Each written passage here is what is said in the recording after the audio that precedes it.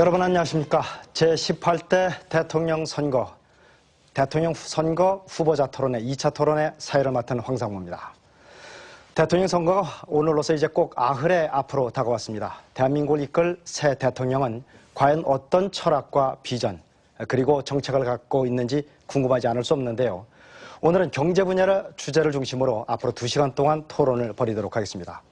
오늘 또 새누리당의 박근혜 후보, 그리고 통합진보당의 이정희 후보, 또 민주통합당의 문재인 후보 세 분 자리에 나오셨습니다. 참고로 후보자의 좌석과 발언 순서는 사전에 추첨에 의해서 결정됐음을 말씀드리겠습니다.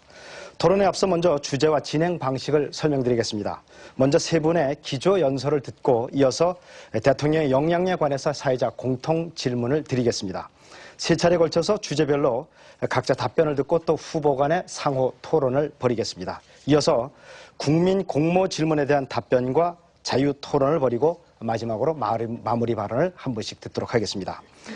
후보들께 당부의 말씀을 좀 사전에 드리겠습니다. 이 자리는 대통령 후보로서 국정에 대한 성찰과 또 깊은 고뇌 그리고 또 식견과 경륜을 검증해보는 자리입니다.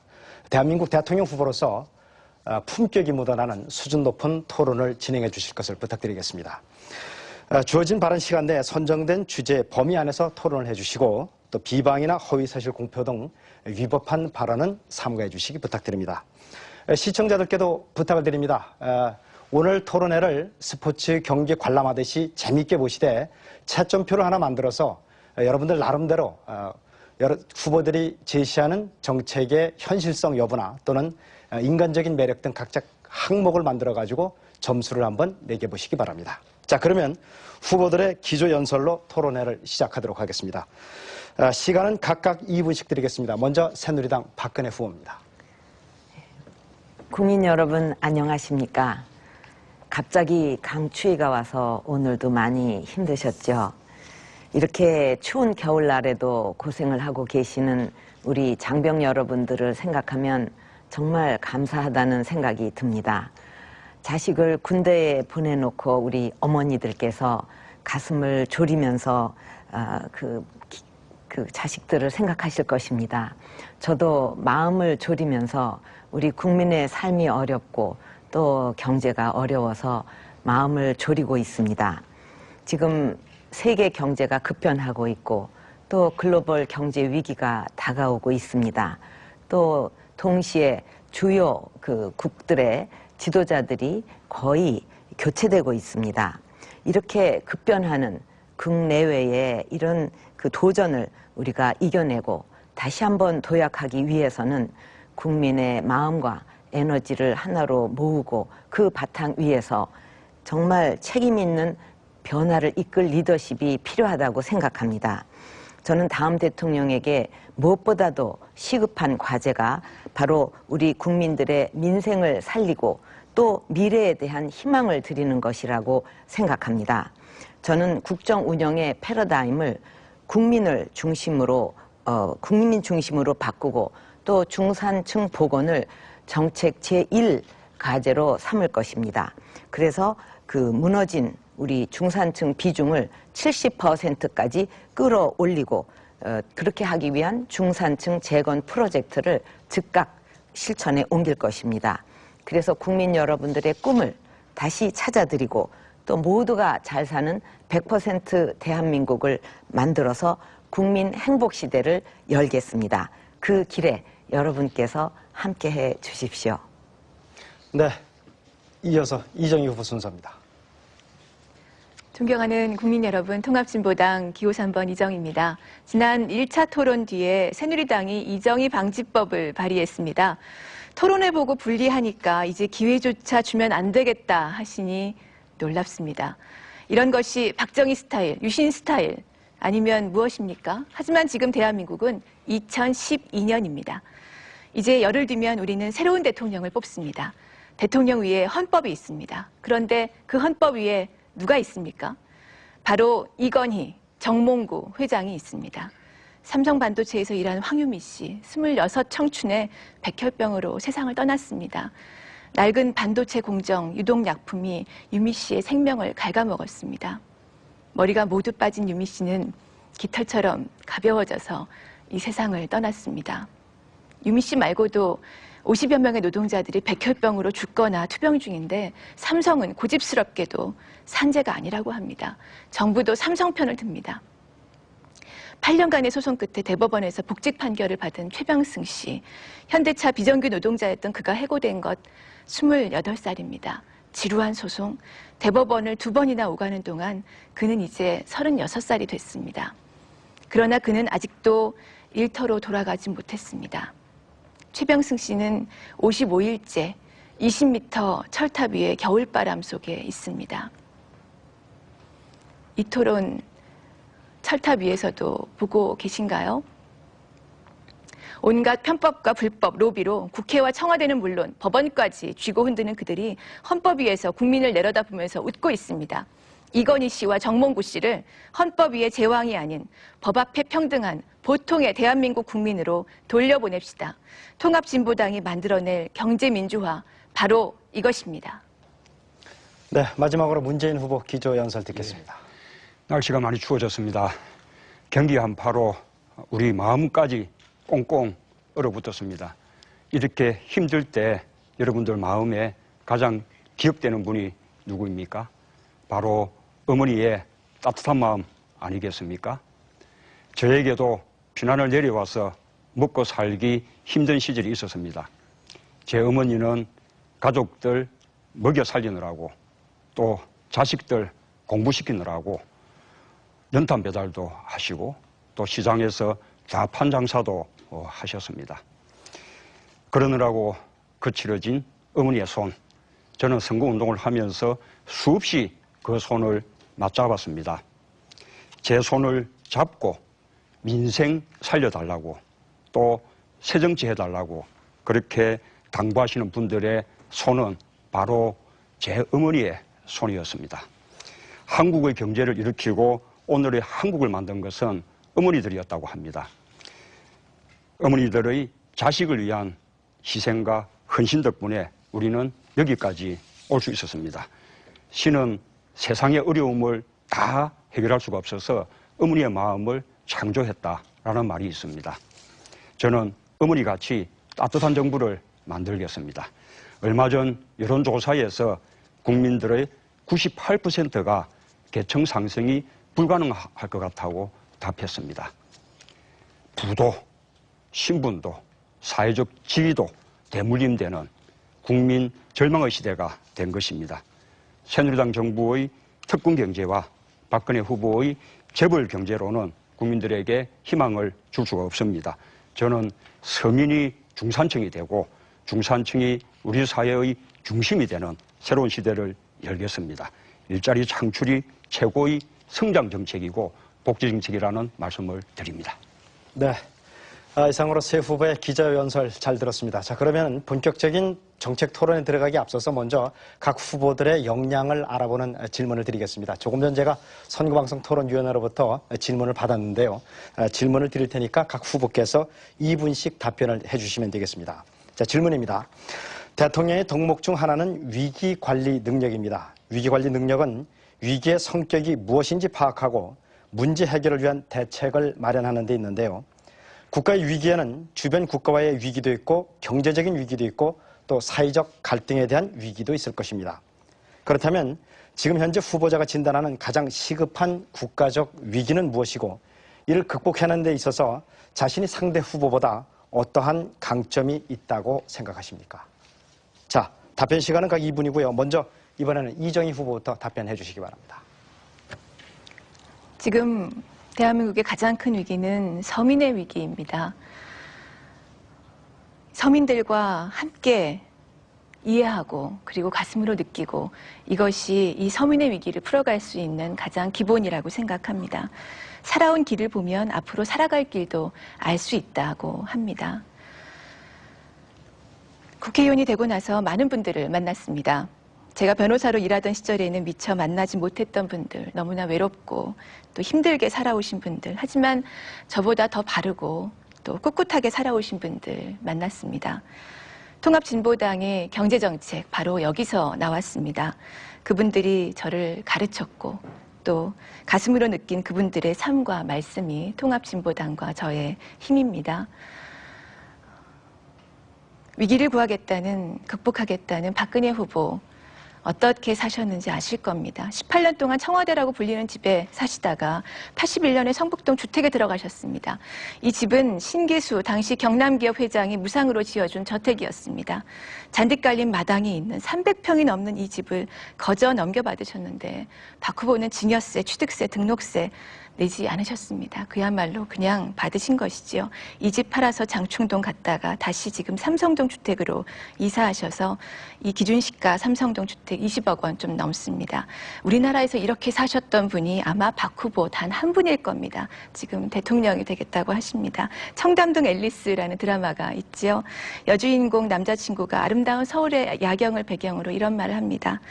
이 많은 아파트 중에서 내가 살 수 있는 집은 없다. 저는 박근혜 후보가 집이라는 이 한 글자의 단어에서 느낄 수 있는 것이 무엇인지 궁금합니다. 머리로 이해해도 아마 월세, 전세, 매일 돌아오는 주택담보이자 무엇인지 가슴으로 못 느끼실 것입니다. 현명하게 여러분께서 판단해 주십시오. 네, 다음은 문재인 후보 순서인데요. 지금 제가 드린 질문은 국가 위기를 어떻게 극복하느냐 하는 역량에 관한 질문이었습니다. 거기에 대해서 좀 2분간 답변해 주시기 바랍니다. 예. 제가 정치에 뛰어들면서 결심한 가장 큰 목표는 통합입니다.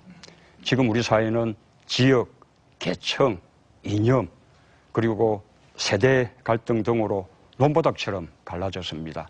왜 이렇게 갈라졌습니까? 편가르기 정치, 극단적인 대결과 정오의 정치 때문입니다. 지금 가장 필요한 리더십은 통합입니다. 통합의 출발은 대화와 타협입니다. 소통입니다. 저는 인권 변호사로 평생 사회와 소통해 왔습니다. 청와대에서 일할 때는 용산 미군기지 이전, 천성산 터널, 사패산 터널, 새만금 공사, 원전 폐기물 처리장 문제 등 수많은 갈등을 조정한 경험이 있습니다. 어디서부터 문제가 꼬였는지 잘 알 수 있었습니다. 저는 시민 세력과 통합해서 정치를 시작했습니다. 당을 혁신하고 안철수, 심상정 후보와 단일화를 이루었습니다. 국민연대와 힘을 합쳐 국민 후보가 됐습니다. 늘 위기라고 하면서 국민을 위협하고 또 다른 사람과 소통하지 못하는 불통의 리더십으로는 통합할 수가 없습니다. 자기만 옳은 사람은 정말 위험합니다. 부자 감세, 4대강 사업 잘 보시지 않았습니까? 지금까지 지켜온 한결같은 자세로 대화하겠습니다. 공감하고 소통하겠습니다. 진보와 보수의 틀을 뛰어넘는 대통합을 이루겠습니다. 사업만 하는 정치 끝내겠습니다. 대통합 국민내각으로 시민의 정부를 만들겠습니다. 우리 정부에서 우리 역사에서 한 번도 경험하지 못한 상생과 화합의 정치를 꼭 하겠습니다. 감사합니다. 네, 국가 위기 관리 능력에 대한 답변을 좀 듣고 있습니다. 박근혜 후보 순서입니다. 예, 저는 지금 가장 큰 위기가 민생의 위기, 또 갈등과 분열의 위기라고 생각합니다. 요즘 전국을 다니면서 많은 분들을 만나 뵙고 있는데 만나는 분마다 정말 살기 힘들다, 좀 살림살이 좀 나아지게 해달라 하는 말씀들을 많이 하십니다. 생활비에 또 아이들 교육비에 이자 부담에 돈 들어갈 곳은 많은데 이 주머니 사정은 나아지지 않고 하루하루가 정말 힘들다고들 말씀하십니다. 자영업 하시는 분들은 또 돈이 안 돈다고 이렇게 힘들어 하십니다. 제가 정치를 15년 동안 하면서 정말 많은 분들을 만났습니다. 아마 저만큼 많은 국민 여러분을 만나 뵌 사람도 드물 것입니다. 그러면서 저는 국민 여러분이 뭐를 원하시는지 그 말씀하시는 거 현장의 목소리를 전부 적으면서 그거를 다녀와 가지고는 일일이 예산에도 반영하고 정책에도 반영하고 물론 뭐 야당 시절에 그 일일이 다 하지는 못했지만 그것을 최대한 노력하고 정당 사상 처음 약속 실천 백서라는 것도 만들었습니다. 그렇기 때문에 저의 정치는 항상 민생, 민생을 정치의 핵심으로 삼아왔습니다. 그리고 또 당이 그 극심한 위기에 빠졌을 때 2번이나 그 위기를 극복한 경험이 있고 또 고맙게도 국민 여러분이 다시 믿음과 신뢰를 보내주셔서 또 그 위기를 극복한 적도 있습니다. 저는 그런 경험을 바탕으로 해서 이제 국민의 마음을 하나로 모으지 않으면 국가 발전도 위기 극복도 어렵다는 생각으로 국민 대통합위원회를 만들어서 어떻게든지 우리의 국민의 역량과 힘을 하나로 모으겠다는 그런 실천을 하고 있습니다. 앞으로도 신뢰와 통합의 정치로 100% 대한민국을 만드는 데 최선을 다하겠습니다. 네. 자, 이렇게 해서 세 분 후보자들로부터 국가 위기시, 대통령이 됐을 때 국가 위기시 이를 어떻게 극복해 나갈 수 있겠느냐 하는 답변을 들었습니다. 자, 그러면 지금부터는 본격적인 토론에 들어가도록 하겠습니다. 주제는 경제 분야입니다. 사회적 공통 질문에 대해서 후보자들께서 각각 답변을 한 번씩 하시고 이에 대해서 질문과 답변을 반복하는 상호 토론 순서로 이어가도록 하겠습니다. 그러면 먼저 사회적 공통 질문을 드리겠습니다. 세계 경제는 지금 글로벌 경제 위기라고 할 만큼 심각한 경기 침체를 겪고 있습니다. 우리나라도 예외가 아니어서 올해 경제 성장률이 3% 아래로 내려갈 것이 확실시되고 있습니다. 또 그래서 앞으로 수년간 이 같은 불황이 계속될 것으로 예상됩니다. 일반 국민들은 물론이고 중소기업이나 자영업자 심지어 상당수의 대기업들도 어려움을 토로하고 있습니다. 자, 후보들께서는 대통령이 되시면 경기 침체를 해소하기 위해서 어떤 경제 정책을 쓸 것인지 또 어디에 우선순위를 둘 것인지 말씀해 주시기 바랍니다. 답변 시간은 1분 30초씩입니다. 이번에는 먼저 문재인 후보부터 말씀해 주시죠. 경기 침체로 인한 국민의 고통을 해결하고 성장도 살리면서 또 국민들이 모두 함께 잘 살게 만드는 그런 정책의 핵심이 바로 경제민주화와 일자리입니다.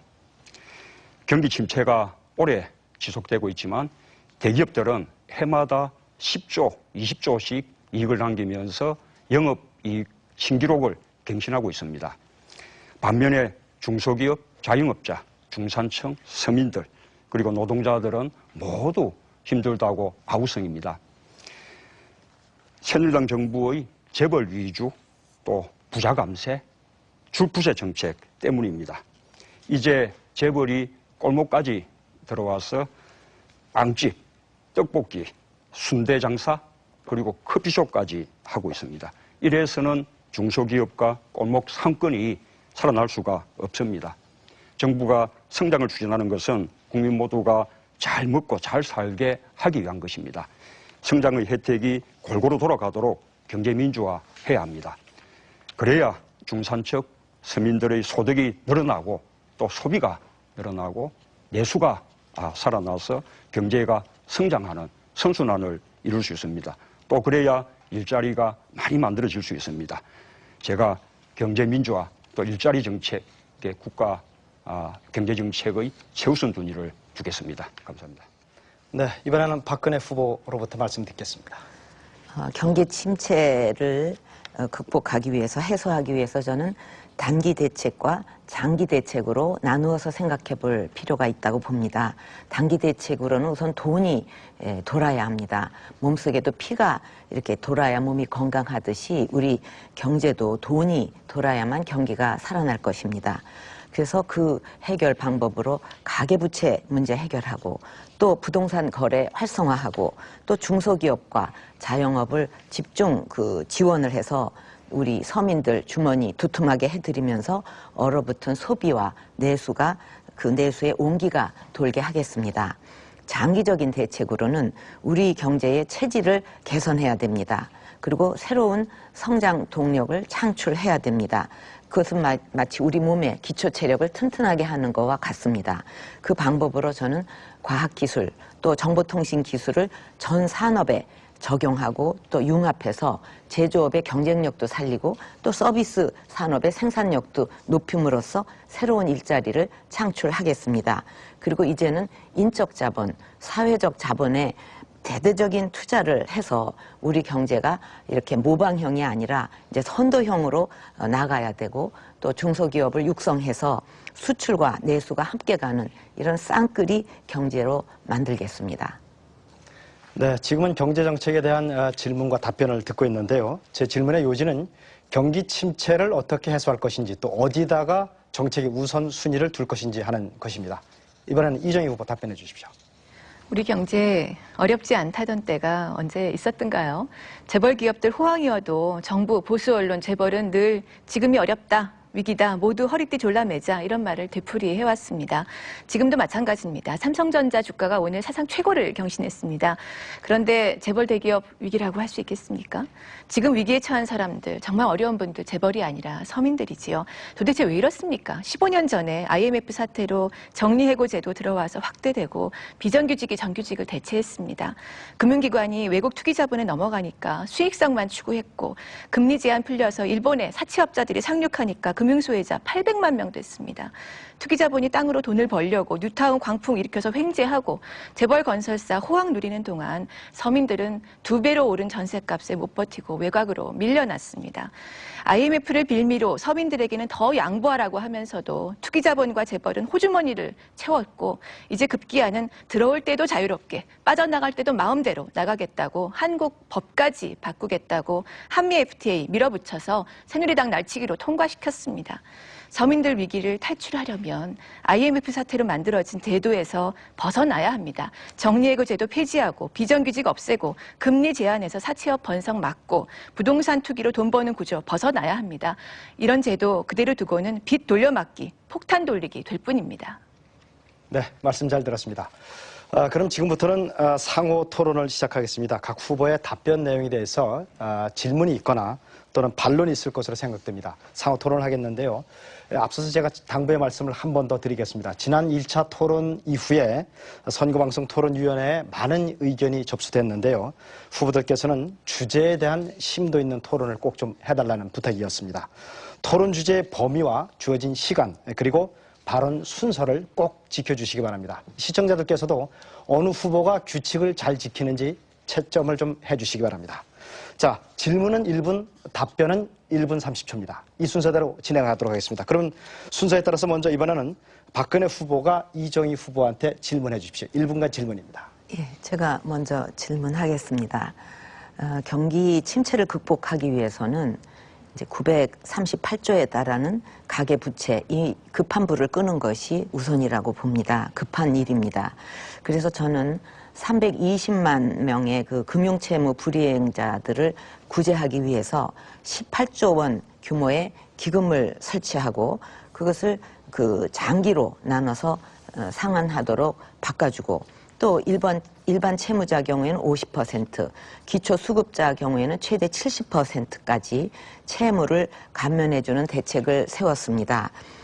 이 후보님도 그 상환 능력이 없는 채무자의 그 채무 인수와 처리를 그 약속했지만 구체적인 방법에 대해서는 언급이 없습니다. 가계부채 문제를 해결하기 위해서 이 후보께서 갖고 계신 구체적인 방안이 무엇인지 또 재원은 어떻게 마련하실 것인지 답변해 주시기 바랍니다. 네, 이정희 후보 1분 30초간 답변하실 수 있습니다. 네. 이 기초수급자에 대해서 70% 채무 감면을 하시겠다고 하셨는데 기초수급자들이 대체로 이런 빚을 지게 되는 이유들이 생활비, 의료비 또는 드물게 또 학자금 이런 경우들이 있습니다. 이런 분들이 실제로 70%를 감면해 준다고 해서 나머지 30%를 갚을 수 있는 수준일까요? 저는 정말 문제를 해결하시려면 기초수급자에 대해서는 100% 감면해 주시는 것이 맞다고 생각합니다. 그만큼 이 한국 사회 IMF 체제 하에서 15년 동안 내려갔던 분들에 대해서는 저희가 이제 IMF 체제를 극복하는 차원에서라도 그것을 이제 기초수급자에 대해서는 채무 감면해드릴 필요가 있다. 이렇게 보고 있습니다. 적극적인 공적 자금 투입이 필요합니다. 또한 농가 부채에 대해서는 아마 오래전에 박정희 대통령 시절에도 농가 부채 문제에 대해서는 탕감이라든가 이런 조치들이 아마 있었던 것으로 기억하는데요. 적극적으로 농가 부채에 대해서는 탕감 정책을 발표하시는 것이 또 기초생활 수급자에 대한 정책으로도 맞다고 생각합니다. 저희는 또한 서민은행을 만들 계획을 가지고 있습니다. 지금 국책은행들을 민영화하고 외국 자본이 66.2% 지분을 가지고 있는데 외국 투기 자본에 팔 것이 아니라 서민은의 역할을 제대로 해서 그래서 이분들이 자립할 수 있도록 그런 관계망들을 만들어 나가는 것이 굉장히 중요하다고 보고 있습니다. 그런 재원들은 저희는 고소득자에 대한 증세로서 만들어낼 것입니다. 네. 이번에는 질문과 답변 순서를 바꾸겠습니다. 이번에는 이정희 후보가 박근혜 후보에게 1분간 질문하시고 박근혜 후보는 1분 30초간 답변하시면 되겠습니다. 질문하시죠. 네, 제가 그 기초생활수급자 그 채무 감면 문제를 말씀드렸는데 이 기초생활수급자들이 일을 하면 기초생활수급은 이제 안 해도 되도록 적어도 일을 하면 먹고 살 수 있어야 되지 않겠습니까? 최저임금이 그래도 너무 낮습니다. 그래서 사실상 먹고 살기 어렵습니다. 대학이나 대형 병원 이런 청소용역 노동자들 아무리 일해도 월급이 오르지를 않거든요. 왜냐하면 다 이 원청에서 최저가 입찰만 하니까 다 용역업체들은 다 이 최저임금만 하죠. 그 최저임금을 올려야 이분들 월급이 올라가는데 8월 7일 날 새누리당 대선 후보 경선 토론회에서 박 후보께 이런 질문 왔었죠. 최저임금 얼마인지 아시냐? 대답 못 하셨는데 여쭙고 싶습니다. 지금 최저임금 얼마인지, 내년 최저임금은 얼마인지, 또 최저임금도 못 받는 노동자들 얼마인지 그동안 좀 파악하셨는지요? 예. 그 최저임금과 관련해가지고 그 당시에 그 아르바이트 하는데 평균 시급이 얼마냐고 이렇게 제가 들었습니다. 원래 저한테 온 질문이 아니고 옆에 질문이 갑자기 저한테 넘어오는데 저는 평균 시급이라는 걸로 생각을 하고 그렇게 얘기를 해서 그때 장면을 보시면 알 겁니다. 그래서 그것이 다 이미 설명이 나갔는데 뭐 그때 아마 그거를 잘 못 보시고 그 잘못된 그 정보만 가지고 얘기를 하시는 것 같습니다. 최저 임금에 대해서 그 모른다는 거는 말이 안 되죠. 예. 얼마인가요? 4,580원. 내년은 얼마인가요? 근데 여기 4,860원. 네. 근데 최저임금 못 받는 노동자는 몇 명인가요? 근데 이런 그 대선 후보 토론에 나와가지고 스무고개 하듯이 이거를 상대가 모르면 골탕을 한번 먹여야지 하는 식으로 계속 스무고개 하듯이 이런 식으로 하는 것은 별로 그렇게 바람직한 대선 토론이 아니라고 생각합니다. 우리가 어떤 미래에 큰 비전을 놓고 어떻게 하면은 국민에게 희망을 드리고 어떻게 나라를 이끌어 갈 건가 이런 것을 얘기하기도 바쁜데 스무고개 하듯이 요거는 얼마, 저거는 얼마 그러면서 계속 그런 식으로 하게 되면 이거는 뭐 학교에서 선생님하고 뭐 그 저기 학생들이 너 이거 숙제 해왔냐 이런 식으로 얘기하는 느낌을 받아서 국민들도 대선 네. 후보 토론이 좀 이상하지 않냐. 궁금해하신 알겠습니다. 서민들 말씀 들었습니다. 전해드렸습니다. 자, 그러면 말이죠. 제가 잠깐 진행 방식에 대해서 말씀을 드리겠습니다. 일단 제가 지명한 후보 외에는 다른 분은 가능하면은 상대 후보의 발언 시간에 허락을 받지 않는 한 끼어드시면 안 됩니다. 저한테 꼭 허락을 받으신 분들만 발언을 하시고 자기 발언 순서 또 남의 발언에 끼어들지 않게 이렇게 좀 규칙을 지켜주시기 바랍니다. 이번에는 이정희 후보와 문재인 후보의 상호 토론 순서입니다. 이정희 후보께서 먼저 문재인 후보에게 질문해 주시기 바랍니다. 네, 앞서 박근혜 후보께서 말씀하셔서 간단히만 붙이면 최저임금 못 받는 노동자들이 지금 190만 명입니다. 전체 노동자의 10%가 넘습니다. 최저임금 원래 못 받으면 이 사업주 형사처벌되게 돼 있는데 법의 규제가 미치지 않는다는 것입니다. 특히 대구에 있는 최저임금 못 받는 젊은이들이 굉장히 많습니다. 아예 시급 자체가 최저임금이 안 되는 데가 대구거든요. 그래서 여쭤본 거고요. 문재인 후보께 말씀드리겠습니다. 네, 외국은행이 장악한 은행들이 이른바 부자 마케팅을 했습니다. 서민들에게는 오히려 문턱을 높였고요. 그래서 이런 그 서민들께서 사채업자 찾으면서 불법 추심에 또 시달렸습니다. 삶 전체가 왜곡된 시기가 또 참여정부 시절에도 또 있었던 것이 분명합니다. 문재인 후보께서 내신 피해타 3법이 채무자 고통을 좀 줄여주자 차원에서 나왔지만 아직 해법 좀 부족하다고 생각합니다. 그래서 과중 채무자들에 대해서는 공적 자금으로 과감하게 부채를 탕감하는 것 필요하지 않은가, 외국 자본이 은행을 장악한 현실 바꿔야 하지 않는가 보는데요. 어떠신가요? 네, 1분 30초간 답변하실 수 있습니다. 예, 그렇습니다. 제가 이렇게 이미 공약한 그 피해타 3법, 우리 이자의 상한을 연 25%로 제한하고 또 위법한 또 강제적인 채권 추심 또 금지하고 하는 이런 제도들은 조금 장기적인 대책이라고 생각을 합니다. 지금 당면에서는 지금 가계부채의 대부분이 좀 단기 채무고 그리고 또 변동금리가 많은데 이것을 장기적인 채무 그리고 또 고정금리로 전환해 줄 필요가 있다고 생각을 합니다. 또 한편으로는 제2금융권 그리고 또 대부 업체를 이용하는 그런 고금리 채무가 많은데 이것을 저금리 채무로 이렇게 전환해 줌으로써 우리 가계 부채자들이 보다 안정적으로 상환할 수 있게끔 하는 것이 필요하다고 생각합니다.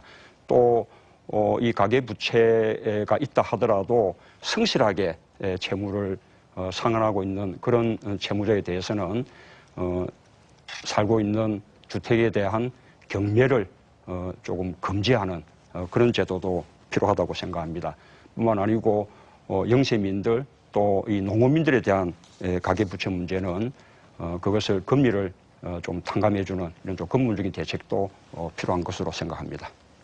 네, 이번에는 그러면 문재인 후보께서 이정희 후보한테 질문하는 순서입니다. 질문해 주시죠.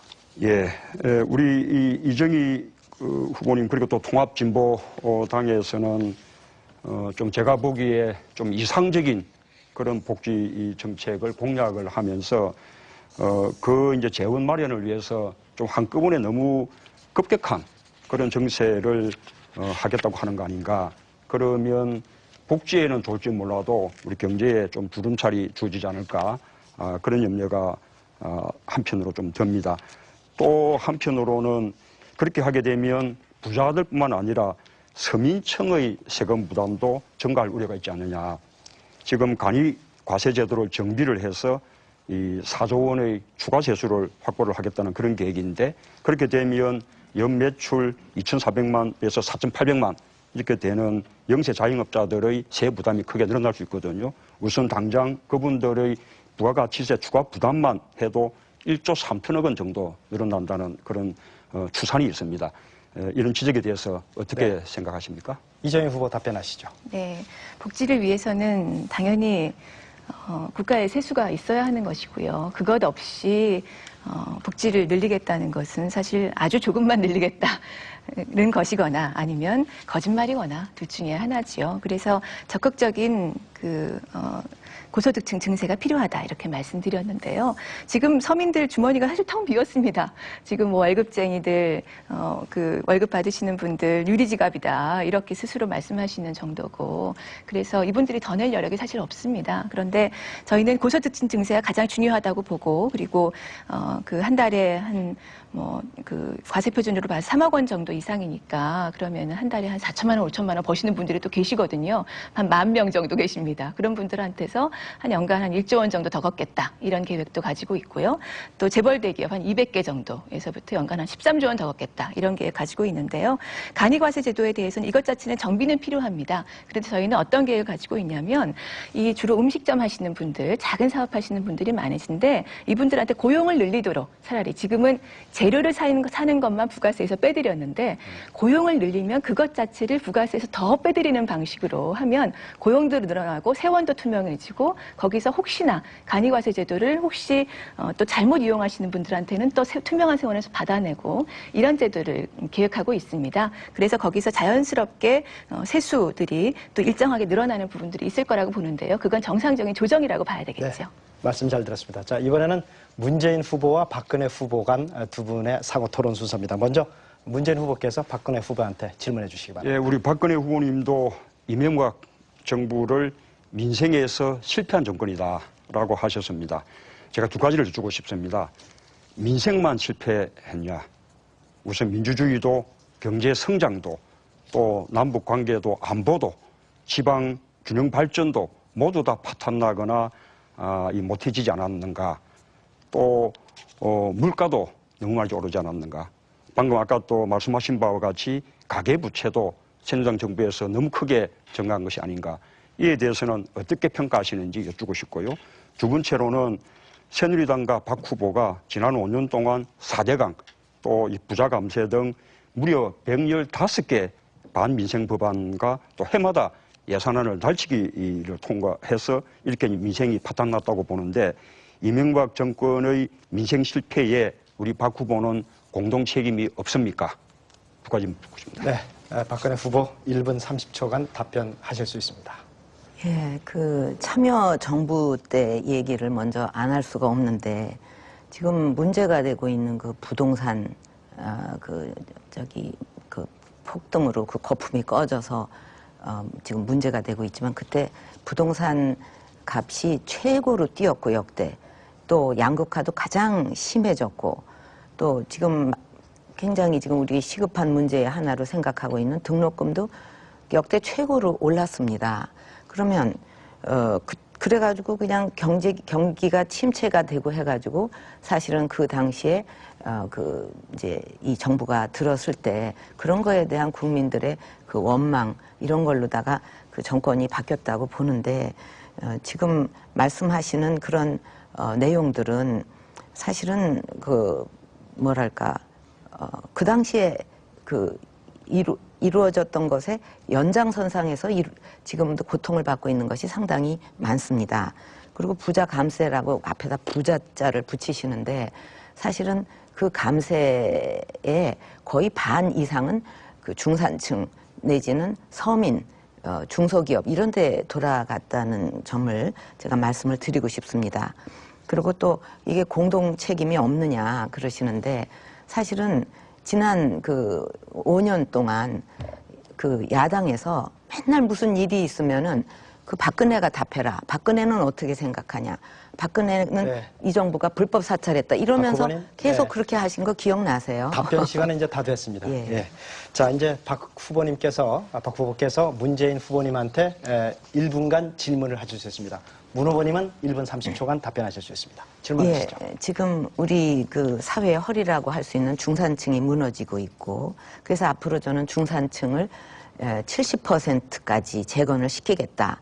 이것을 이제 최우선 과제로 삼고 그것을 재건하기 위한 10대 과제를 이제 그 추진을 해서 서민층을 중산층으로 또 빈곤층을 서민층으로 끌어올릴 계획을 가지고 있습니다. 근데 양극화와 중산층 붕괴가 가장 심각했던 때가 바로 참여정부 때였다. 그때 중산층 비중이 69%에서 63으로 떨어졌고 가계부채, 부동산, 대학 등록금 모두 급등을 했습니다. 지금 문 후보님 경제정책을 보면 그 실패한 참여정부 정책하고 크게 다르지가 않은 것 같습니다. 당시에 세계 경기가 호황이었는데 우리나라만 세계 평균에도 미치지를 못했어요, 성장률이. 그러면 그렇게 호황일 때도 우리 성장률이 세계 평균도 못 미쳤다면 지금 이런 네. 위기에서 어떻게 양극화를 네. 해소하실 것인지. 질문 요진 다 나온 예. 것 같습니다. 자, 문 후보님 답변하시죠. 예, 참여정부가 민생을 충분히 보살피지 못했다. 또 양극화도 충분히 대응하지 못했다. 그런 지적은 저도 겸허하게 받아들입니다. 그러나 참여정부와 지금 이명박 정부를 비교해 보면 그 양극화도 민생 파탄도 이명박 정부에서 훨씬 심해진 거 아닙니까? 그 온 국민들이 다 알고 있는 바죠. 뿐만 아니라 참여정부가 민생을 제대로 이렇게 하지 못했던 부분은 이미 2007년 대선 때 다 충분히 심판받았죠. 지금은 2012년 18대 대통령 선거지 않습니까? 새누리당 집권 지난 5년을 심판하는 그런 선거이거든요. 이제는 새누리당이 정말 민생 파탄, 방금 말씀하신 중산층 서민들 삶을 무너뜨리고 양극화가 더 심해지고 그렇게 했다면 이제는 새누리당이 심판받을 차례라고 생각합니다. 지금 뿐만 아닙니다. 이런 민생만 그런 것이 아니라 경제 성장률도 지금 2%대까지는 떨어지지 않습니까? 우리 국가 경쟁력 순위도 원래 11위 정도 했던 것이 지금 24위로 이렇게 추락을 했거든요. 뿐만 아니고 물가 상승도 훨씬 높지 않았습니까? 우리 그 근로자들의 실질 임금 상승률이 새누리당 정부 아래에서 마이너스 7%였거든요. 이러니 서민들의 삶이 무너지지 않을 수 있겠습니까? 네. 그에 대해서 심판을 여기까지 이렇게 받으셔야죠. 듣겠습니다. 네. 이렇게 해서 세 분 말씀 잘 들었고요. 첫 번째 토론 주제는 여기서 마치겠습니다. 그러면 두 번째 토론 주제로 넘어가겠습니다. 이번에는 경제 민주화 실천 방안입니다. 이번 주제도 역시 사회적 공통 질문 후에 각 후보자의 답변을 들은 후에 다시 또 세 분의 상호 토론을 이어가도록 하겠습니다. 그럼 먼저 사회적 공통 질문을 드리도록 하겠습니다. 여야 후보 모두 경제 분야에서 공통으로 내걸고 있는 것이 이른바 경제 민주화입니다. 그런데 내용을 들여다보면 실현 방안은 적잖이 다름을 느낄 수가 있습니다. 경제 민주화에 대한 후보 여러분들의 기본 입장은 무엇이고 또 어떠한 정책을 추진하겠다는 것인지, 현실에서 이것이 적용은 가능한 것인지, 부작용은 없겠는지, 또 상대 후보의 정책보다 자신이 내세우고 있는 방안이 왜 더 우월한지 말씀을 해주시기 바랍니다. 답변 시간은 역시 1분 30초씩 드리겠고요. 이번에는 이정희 후보부터 답변해 주시기 바랍니다. 네, 새누리당도 경제민주화를 말씀하시는데 재벌에게 트럭으로 정치자금 받고 또 재벌에게 은행 주는 법안, 또 몇 조씩 세금 깎아주는 법안, 날치기로 밀어붙인 새누리당이 말하는 재벌개혁이 과연 어울리기나 하는 것인지 모르겠습니다. 조직폭력배가 착하게 살자 팔뚝에 문신 새겨놓은 거하고 무엇이 다릅니까?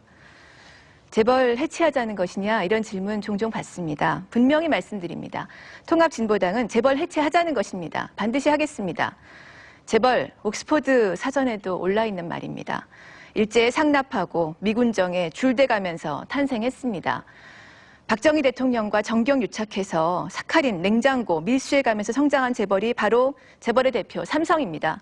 정경 유착과 부패의 뒤에는 언제나 재벌이 있었습니다. 1%의 지분을 가지고 100%의 권한을 행사하면서 제왕으로 군림합니다. 이런 질서를 그대로 둔 채 개혁과 진보 가능하겠습니까? 재벌 체제 그래서 바꾸자는 겁니다. 재벌에게 넘어간 권력을 국민에게 돌려주고 그리고 서민에게 돌아갔어야 할 몫을 제대로 분배하는 것이 재벌 해체 그리고 경제 민주화입니다. 대수술이 필요합니다. 적당히 해서는 안 됩니다. 갖고 있는 지분만큼 권한을 행사하도록 해야 합니다. 더 이상 특권 허용하지 말아야 합니다. 서민경제 재본 삼아서 자기 이익 추구하는 일 없어야 합니다. 이건희 회장이 부를 쇠집시키는 것, 박근혜 후보가 권력 대물림 하겠다는 것하고 무엇이 다릅니까? 이런 사회 민주주의 없고 희망도 없고 경제 살아날 수 없다고 생각합니다. 네, 이정희 후보 말씀 드렸고요. 이번에는 문재인 후보 말씀 듣겠습니다. 예, 우리 경제의 성장률이 뚝 떨어졌습니다. 우리나라 성장 잠재력이 한 4%가 넘는데요. 지금 2%대로 뚝 떨어져 버렸죠. 세계적인 경기 탓도 있지만 우리의 시장 경제가 공정하지 못하고 병들었기 때문입니다. 우리나라에서는 80년대 이후에는 이 창업한 민간 기업 중에 10대 재벌은 고사하고 30대 재벌 기업으로도 이렇게 성장한 기업이 없습니다. 그 미국을 보면 애플이나 마이크로소프트, 구글 같은 그런 기업들이 최상위 기업으로 급성장하지 않았습니까? 이 재벌은 온갖 특혜로 그렇게 성장을 하고 성장의 사다리를 걷어차서 중소기업의 성장을 막고 이제는 그 영역까지 침범하고 있는 거죠. 그 때문에 시장 경제의 장점이 죽었습니다. 재벌 개혁하고 시장 경제의 공정한 경쟁 질서를 확립해서 시장 경제의 장점을 살리는 것이 곧 경제 민주화입니다.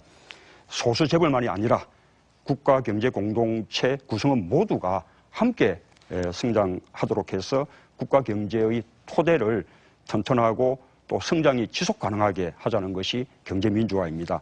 재벌 대기업이 빵집하고 떡볶이 순대까지 이렇게 했어야 되겠습니까? 재벌 기업은 꼴목이 아니라 세계와 경쟁해야 합니다. 제가 경제 민주화 확실히 하겠습니다. 네, 마지막으로 박근혜 후보로부터 말씀 듣겠습니다. 예, 제가 생각하는 그 경제 민주화는 우리 시장을 공정하고 투명한 이런 그 시장 경제를 바로 잡아서 확립해 갖고 누구나 열심히 노력하면 그마탄 보상과 대가를 받을 수 있고 또 자기의 꿈과 그 목표를 이룰 수 있다는 그런 확신을 갖게 하는 그런 환경을 만들자는 것입니다. 또 그렇게 돼야만 국민들이 중소기업이나 어디나 할 것 없이 정말 신바람이 나서 그 일을 할 것이고 또 우리 경제도 활력이 나고 경기에도 살아나지 않겠느냐 이렇게 생각을 합니다. 근데 경제 민주화에 있어서 대기업 개혁은 아주 그 중요한 부분입니다. 저는 대기업이 잘못하는 일은 철저하게 바로 잡을 것입니다. 대주주가 과도하게 자기의 사익을 추구하거나 또는 불공정 거래를 일삼거나 또 골목 상권까지 장악하는 이런 일은 저는 더 이상 못하도록 확실하게 막겠습니다. 또 대기업의 범법 행위에 대해서도 면죄부를 주는 일은 없도록 하겠습니다. 그런데 제가 만든 그 경제 민주화, 이것이 한 어떤 경제지가 이제 그 경제 민주화 공약이 비교가 됐는데, 제가 내놓은 그 경제 민주화 정책은 타 후보 것보다 약하게 보이지만 가장 파괴력이 있는 그 정책이다, 이런 평가를 내렸습니다. 그만큼 저의 그 경제 민주화는 실천 가능성이 높고 또 국민들에게 실질적인 도움을 드릴 수 있는 네. 그런 정책이라는 방증 네. 아니겠나 생각합니다. 잘 들었습니다. 자, 이렇게 경제 민주화에 대한 기본 입장과 어떤 실천 방안을 가지고 이것을 실천할 것인지에 대해서 세 후보로부터 말씀을 들었습니다. 그러면 여기에 대해서 상호 토론을 이어가도록 하겠습니다. 진행 요령은 조금 전과 똑같습니다. 질문은 1분이고 답변 시간은 1분 반씩입니다. 그러면 정해진 순서에 따라서 이번에는 먼저 문재인 후보가 이정희 후보에게 질문을 해주시기 바랍니다. 예, 이렇게 그 재벌 개혁이 우리 이 경제 민주화의 어떤 핵심이라고 그렇게 생각을 합니다. 그런데 지금 역시 통합진보당 그리고 또 이정희 우리 후보님은 그 점을 더 이제 강조하고 강도 높게 그렇게 좀 실현하기 위해서 이 재벌의 해체를 공약으로 지금 내걸고 있거든요. 저는 재벌은 뭐 응당 계획돼야 하지만 그렇다고 재벌이 갖고 있는 우리 경제에 대한 순기능, 또 세계 경제에서 이렇게 갖고 있는 어떤 세계적인 경쟁력, 이것까지 해쳐서는 안 되지 않을까, 그렇게 생각을 하거든요. 제가 생각하는 재벌 개혁의 목표는 이 재벌 기업이 국민들로부터 오히려 사랑받게 하는 것, 이렇게 그런 방향으로 가야 되지 않을까, 그렇게 생각합니다만 이 지적에 대해서 어떻게 생각하십니까? 네, 이정희 후보 답변하시기 바랍니다. 지금 이건희 회장이 얼마 전에, 며칠 전에 이재용 씨 아드님이신 이분을 삼성 이제 부회장으로 임명하셨다는 속보들이 뉴스에 많이 나왔죠.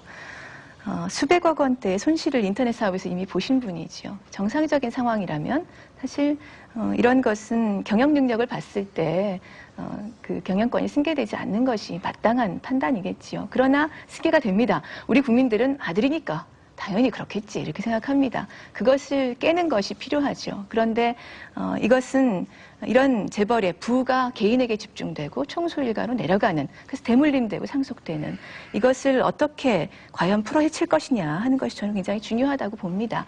이런 부의 집중 구조는 바로 수술이 정말 필요한 거지요. 그 수술을 저는 해체라고 부르는 것입니다. 순기능이 정말 남으려면 이런 일이 없어야 되는 것이지요. 네.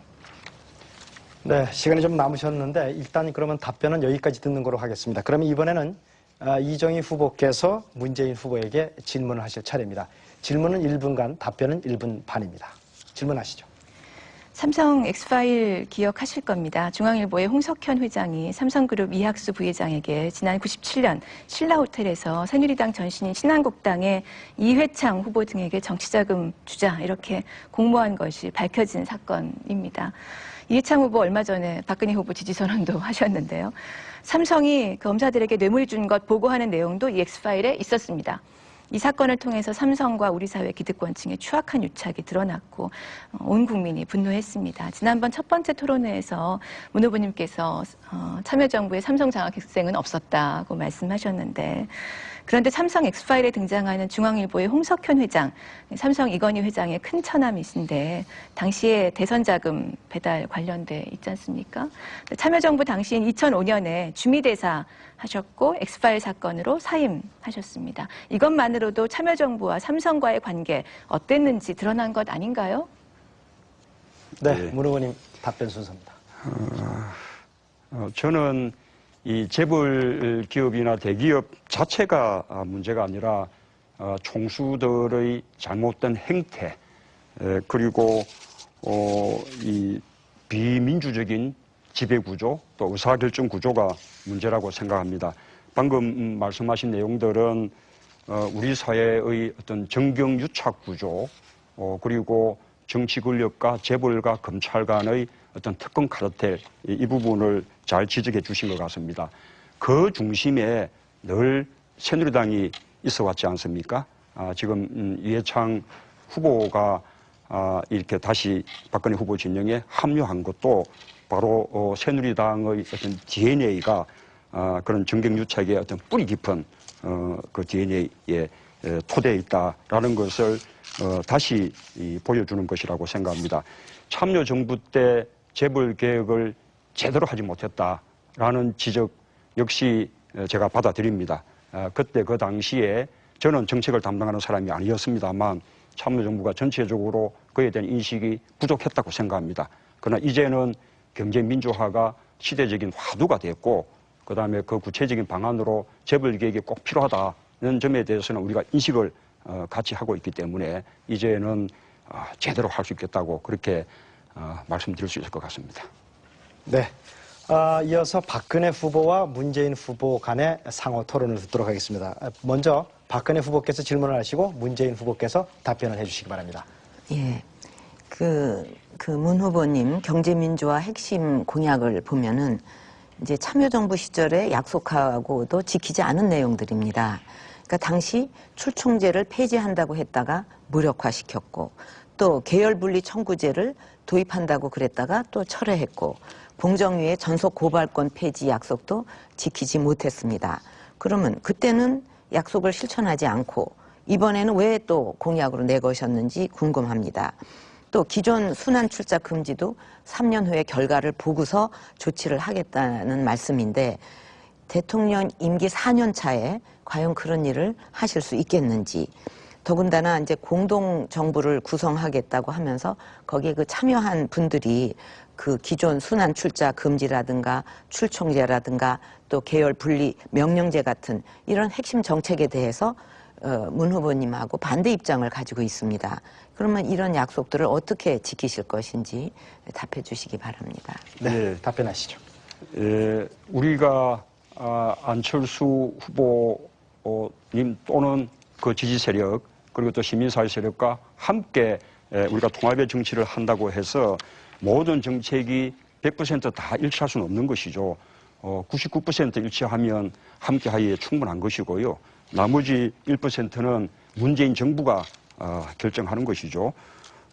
그리고 계열 분리 명령 청구제는 제가 공략한 바가 없다는 말씀을 드리고요. 출자 총액 제한 제도는 이명박 정부에서 폐지해버렸죠. 그 바람에 이명박 정부에서 이 10대 재벌들의 계열사가 300개 이상 증가를 하고 또 30대 재벌들의 계열사는 600개 이상 증가를 했거든요. 이 사람이 새로 생긴 계열사들이 무슨 일을 하냐. 아까 말씀드린 피자 가게, 떡볶이, 순대, 또 뭐 커피숍 이렇게 모두 중소기업들이 하는 또 골목 상권들이 하는 업종을 침범한 거죠. 이래서 다시 출자 총액 제한 제도가 필요하게 된 것 아니겠습니까?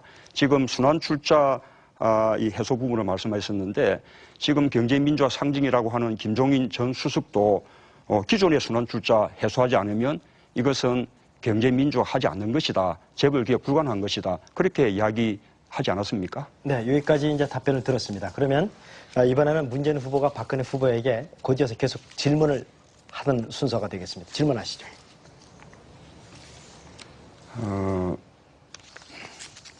예.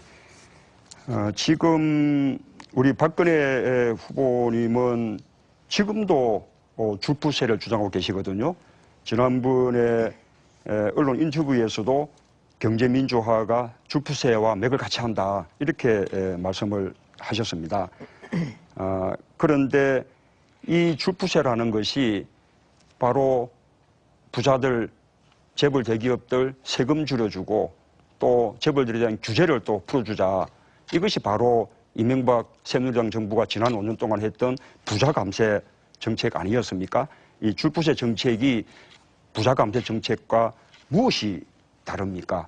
그리고 이 줄푸세 정책으로는 경제민주화를 할 수 없다라는 것이 지금 아까 말씀드린 경제민주화 상징이라고 내세우는 그 김종인 전 수석도 누누이 지금 지적하고 있는 바 아닙니까? 어떻게 생각하십니까? 예, 답 드리기 전에 먼저 노무현 정권에서 출종제를 무력화시켰다. 이거는 제가 25%에서 그거를 45%로 이 완화한 거를 말씀드린 거고요. 또 우리 김종인 위원장님도 어제 인터뷰를 통해서 그 뭐 조금 의견의 차이는 있지만 경제 민주화에 대한 그 저의 그 의지는 확고하다. 그거 안 한다고 경제 민주화 안 되는 거 아니다. 이렇게 분명히 말씀을 하신 인터뷰를 보셨을 것이라고 생각을 합니다. 그리고 이제 줄푸세와 경제 민주화 이거는 저는 다르지 않다고 보는 이유가 줄에 해당하는 이 감세는 세율을 낮추자는 건데 이 현 정부 들어서 부자 감세라고 자꾸 말을 부자를 앞에다 붙이시지만 중산층과 저소득층 중심으로 해서 상당 부분 실현이 됐습니다. 이거는 또 푸에 해당하는 것은 규제를 푼다는 거고 세는 법질서를 세우자는 건데 이거는 여전히 유효한 거죠. 불필요한 규제를 풀어서 경제 활성화를 시킨다는 것은 나라 곳간을 채우는 일이니까 그것이 경제 민주화와 달라지는 것이 아니고 또 법질서를 공정하게 하는 거 이것도 경제 민주화의 기본이 된다고 생각합니다. 근데 지금 이제 우리나라가 뭐 성장이 됐다, 뭐 선진국에 가깝다 해도 그 성장의 온기가 골고루 퍼지지 못하는 이런 게 큰 문제라고 생각을 합니다. 그래서 이제 이것을 해소하기 위해서 저도 경제 민주화 이거 강력히 추진을 하려고 그럽니다. 네. 예. 네. 예, 여기까지 말씀 들었습니다. 자, 두 번째 주제에 대한 상호 토론 마지막 순서는 이정희 후보가 박근혜 후보 간의 상호 토론을 듣겠습니다. 이정희 후보가 먼저 박근혜 후보에게 질문을 해주시죠.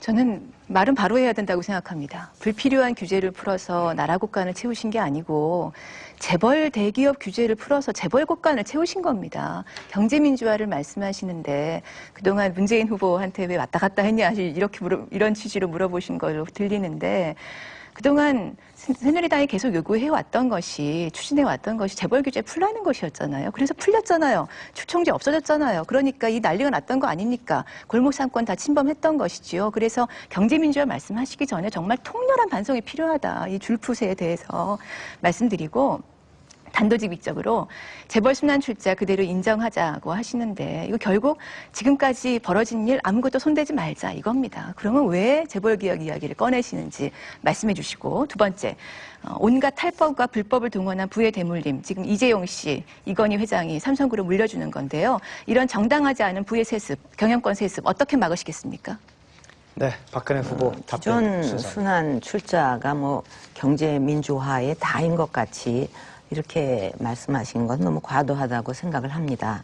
우선 지금 우리 글로벌 경제 위기가 닥치고 있고 또 우리 경제도 지금 상당히 어려운데 그동안에 어쨌든 순환 출자는 합법적으로 인정이 됐던 것이죠. 그걸 갖다가 지금 갑자기 이제 다 끊으라 고리를 그렇게 되면은 수조의 돈을 갖다가 이제 그 고리를 끊기 위해서 투입을 해야 되는데 저는 그렇게 되면 이게 법의 안정성 경제가 심리라고 그러는데 그때는 합법이라고 해놓고 이거를 다 지금 갑자기 아니라고 한다고 할 때 굉장히 이것이 경제에 주는 좀 나쁜 악영향도 생각해야 되고 또 그 돈을 갖다가 오히려 투자나 일자리를 만드는데 쓰게 되면 실질적으로 국민에게 도움이 될 거 아니냐.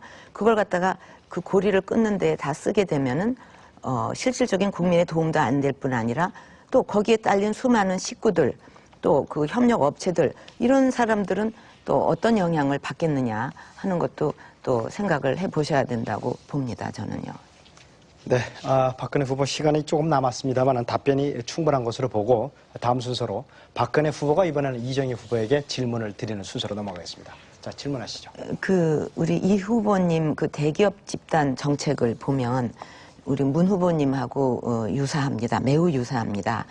출청제 도입 또 기존 순환 출자 금지 등 차이가 이제 전혀 없어 보이는데 이 후보께서는 스스로 대기업 집단 정책의 목표를 재벌 해체로 규정하고 계십니다. 그런데 같은 공약을 내세우면서 문재인 후보께서는 재벌 해체가 아니다. 이제 이렇게 말씀을 하셔서 이게 어떤 분 말씀이 맞는 것인가 이제 제가 궁금하고요. 또 과도한 재벌 죽이기 정책은 결국 투자 위축으로 이어져서 잠재 성장률 저하라든가 일자리 감소로 이어지지 않겠는가 하는 생각입니다. 경제 민주화 중요한 과제지만 재벌 해체가 경제 민주화의 전부인 것처럼 주장하는 것도 문제라고 생각합니다. 오히려 중소기업이 중견기업으로 또 중견기업이 대기업으로 이렇게 성장해서 그 많은 그런 네. 아주 세계의 그 경쟁력을 가진 알겠습니다. 이런 그 기업들이 나오는 네. 게 경제 민주화가 돼야 되지 않냐 이렇게 생각합니다. 요지는 충분히 전달된 것으로 생각됩니다. 이정희 후보 답변해 주시죠.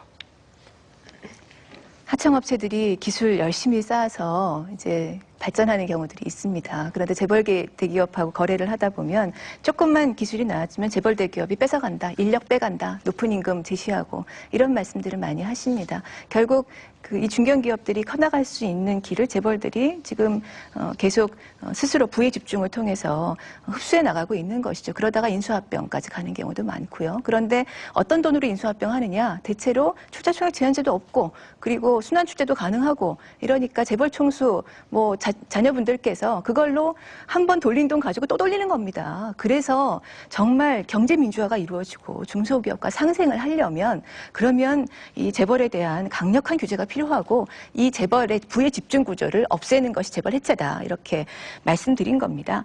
이 문제에 대해서 지금 문재인 후보께서는 재벌 개혁이라고 말씀하시고 저는 재벌 해체라고 얘기하는데 뭐가 다른 거냐 말씀하시는데 그건 문재인 후보님께 또 물어보시고요. 네, 지금 아까 경제 위기 어려운데 기존 순환출자 갑자기 끊으라고 하면 어떡하냐 말씀하셨는데 정확히 이해하셔야 되는데요. 문재인 후보님은 기존 순환출자에 대해서 3년 유예 주고 그걸 해소하라고 하겠다고 하셨고 저는 2년 유예를 말씀드렸습니다. 그래서 내일 당장 없애라는 얘기가 아니다. 근데 그걸 갑자기 끊으라고 하면 안 된다 이렇게 말씀하시는 건 좀 잘못된 반론이다 생각이 들고요. 합법이던 것이 어떻게 불법이 되느냐 말씀하셨는데 그가 조금 이따가 또 말씀드리죠. 네. 네. 발언 순서 시간 잘 지켜주셔서 고맙습니다. 자, 세 번째 토론 주제로 넘어가도록 하겠습니다. 이번에는 일자리 창출과 고용 안정 방안입니다. 먼저 공통 질문부터 드리겠습니다. 자, 여러분들도 다 잘 아십니다만 요즘 가장 중요한 국민들의 관심이 일자리를 많이 만들어서 청년 실업과 또 중장년 재취업 문제 등을 해결해 주는 것입니다. 문제는 좋은 일자리를 어떻게 만드느냐 하는 것인데요. 후보들께서는 일자리 창출에 대한 기본 입장을 밝혀주시고 또 청년 실업과 중장년 재취업에 대한 대책을 아주 구체적으로 좀 말씀해 주시기 바랍니다. 아울러서 비정규직 차별 해소를 비롯한 고용 안정 방안도 제시해 주시기 바랍니다. 답변 시간은 역시 1분 30초입니다. 이번에는 먼저 박근혜 후보부터 말씀해 주시기 바랍니다. 저는 늘지오 정책으로 일자리 문제를 해결하겠습니다. 그러니까 좋은 일자리는 새로 많이 늘리고 또 지금의 일자리는 지키고 또 일자리의 질을 끌어올리겠다는 뜻입니다. 청년 실업 이거를 해결하기 위해서 벤처 창업을 활성화하고 또 대학 내에 창업 활동을 적극 지원하려고 합니다. 또 스펙 초월 채용 시스템을 구축해서 학벌이니 이런 거 따지지 않고 어떤 열정과 잠재 능력만 가지고 청년 인재들을 채용할 수 있도록 이렇게 할 것입니다. 또 중장년층 일자리 문제는 재취업 교육과 고용 정보 제공이 핵심입니다.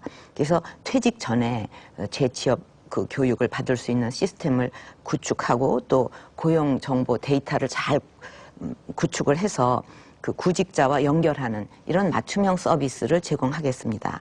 또 비정규직 차별 문제를 해결하기 위해서는 대표 신청 제도와 징벌적 금전 보상 제도를 도입하겠습니다. 그래서 지금까지는 괜히 차별을 얘기하다 불이익을 당할까 봐 아무 말도 못했는데 근로자 대표나 또 노동조합이 당사자를 대신해서 이거 차별을 시정해달라 이렇게 할 수 있도록 하겠습니다. 그리고 또 회사가 그런 차별을 반복할 경우에는 손해액의 10배의 금전으로 보상하도록 하겠습니다. 그리고 아울러 공공 부분부터 네. 모범을 보여야 되기 때문에 공공 부분부터 정규직으로 잘 들었습니다. 전환하도록 하겠습니다. 자, 이어서 이정희 후보 순서입니다. 말로는 뭘 못하겠습니까? 이명박 정부도 비정규 차별 없애겠다고 얘기했습니다. 비정규직 차별 없애기 위해서 대표 신청제도 하겠다 말씀하셨는데 노동조합이 신청하게 하겠다. 비정규직의 노동조합 가입률이 얼마나 된다고 보십니까? 1.9%입니다. 노동조합 가입하면 비정규직 잘립니다. 외주 용역 해지됩니다. 이것이 지금 우리나라 비정규직의 현실입니다. 이걸 똑똑히 아시고 정책을 세우셔야 한다고 생각합니다. 그동안 이명박 정부에서 있었던 일, 쌍용자동차, 한진중공업처럼 노동자 무더기 해고하고 유성기업, 만도처럼 민주노조 깬 것, 사측 어영노조 만든 것, 그리고 SJM, 한국 3M처럼 용역 깡패시켜서 노동자 폭행한 것 말고 도대체 무엇이 있었습니까? 박근혜 후보도 똑같습니다. 19대 국회 1호 법안 사내하도급 근로자 보호 등에 관한 법률 내셨지만 비정규직 보호법이라고 말씀하셨지만 국가인권위원회에서도 이미 이것은 불법 파견 만드는 법이다 이랬습니다. 재벌보호법입니다. 현대차 비호법입니다.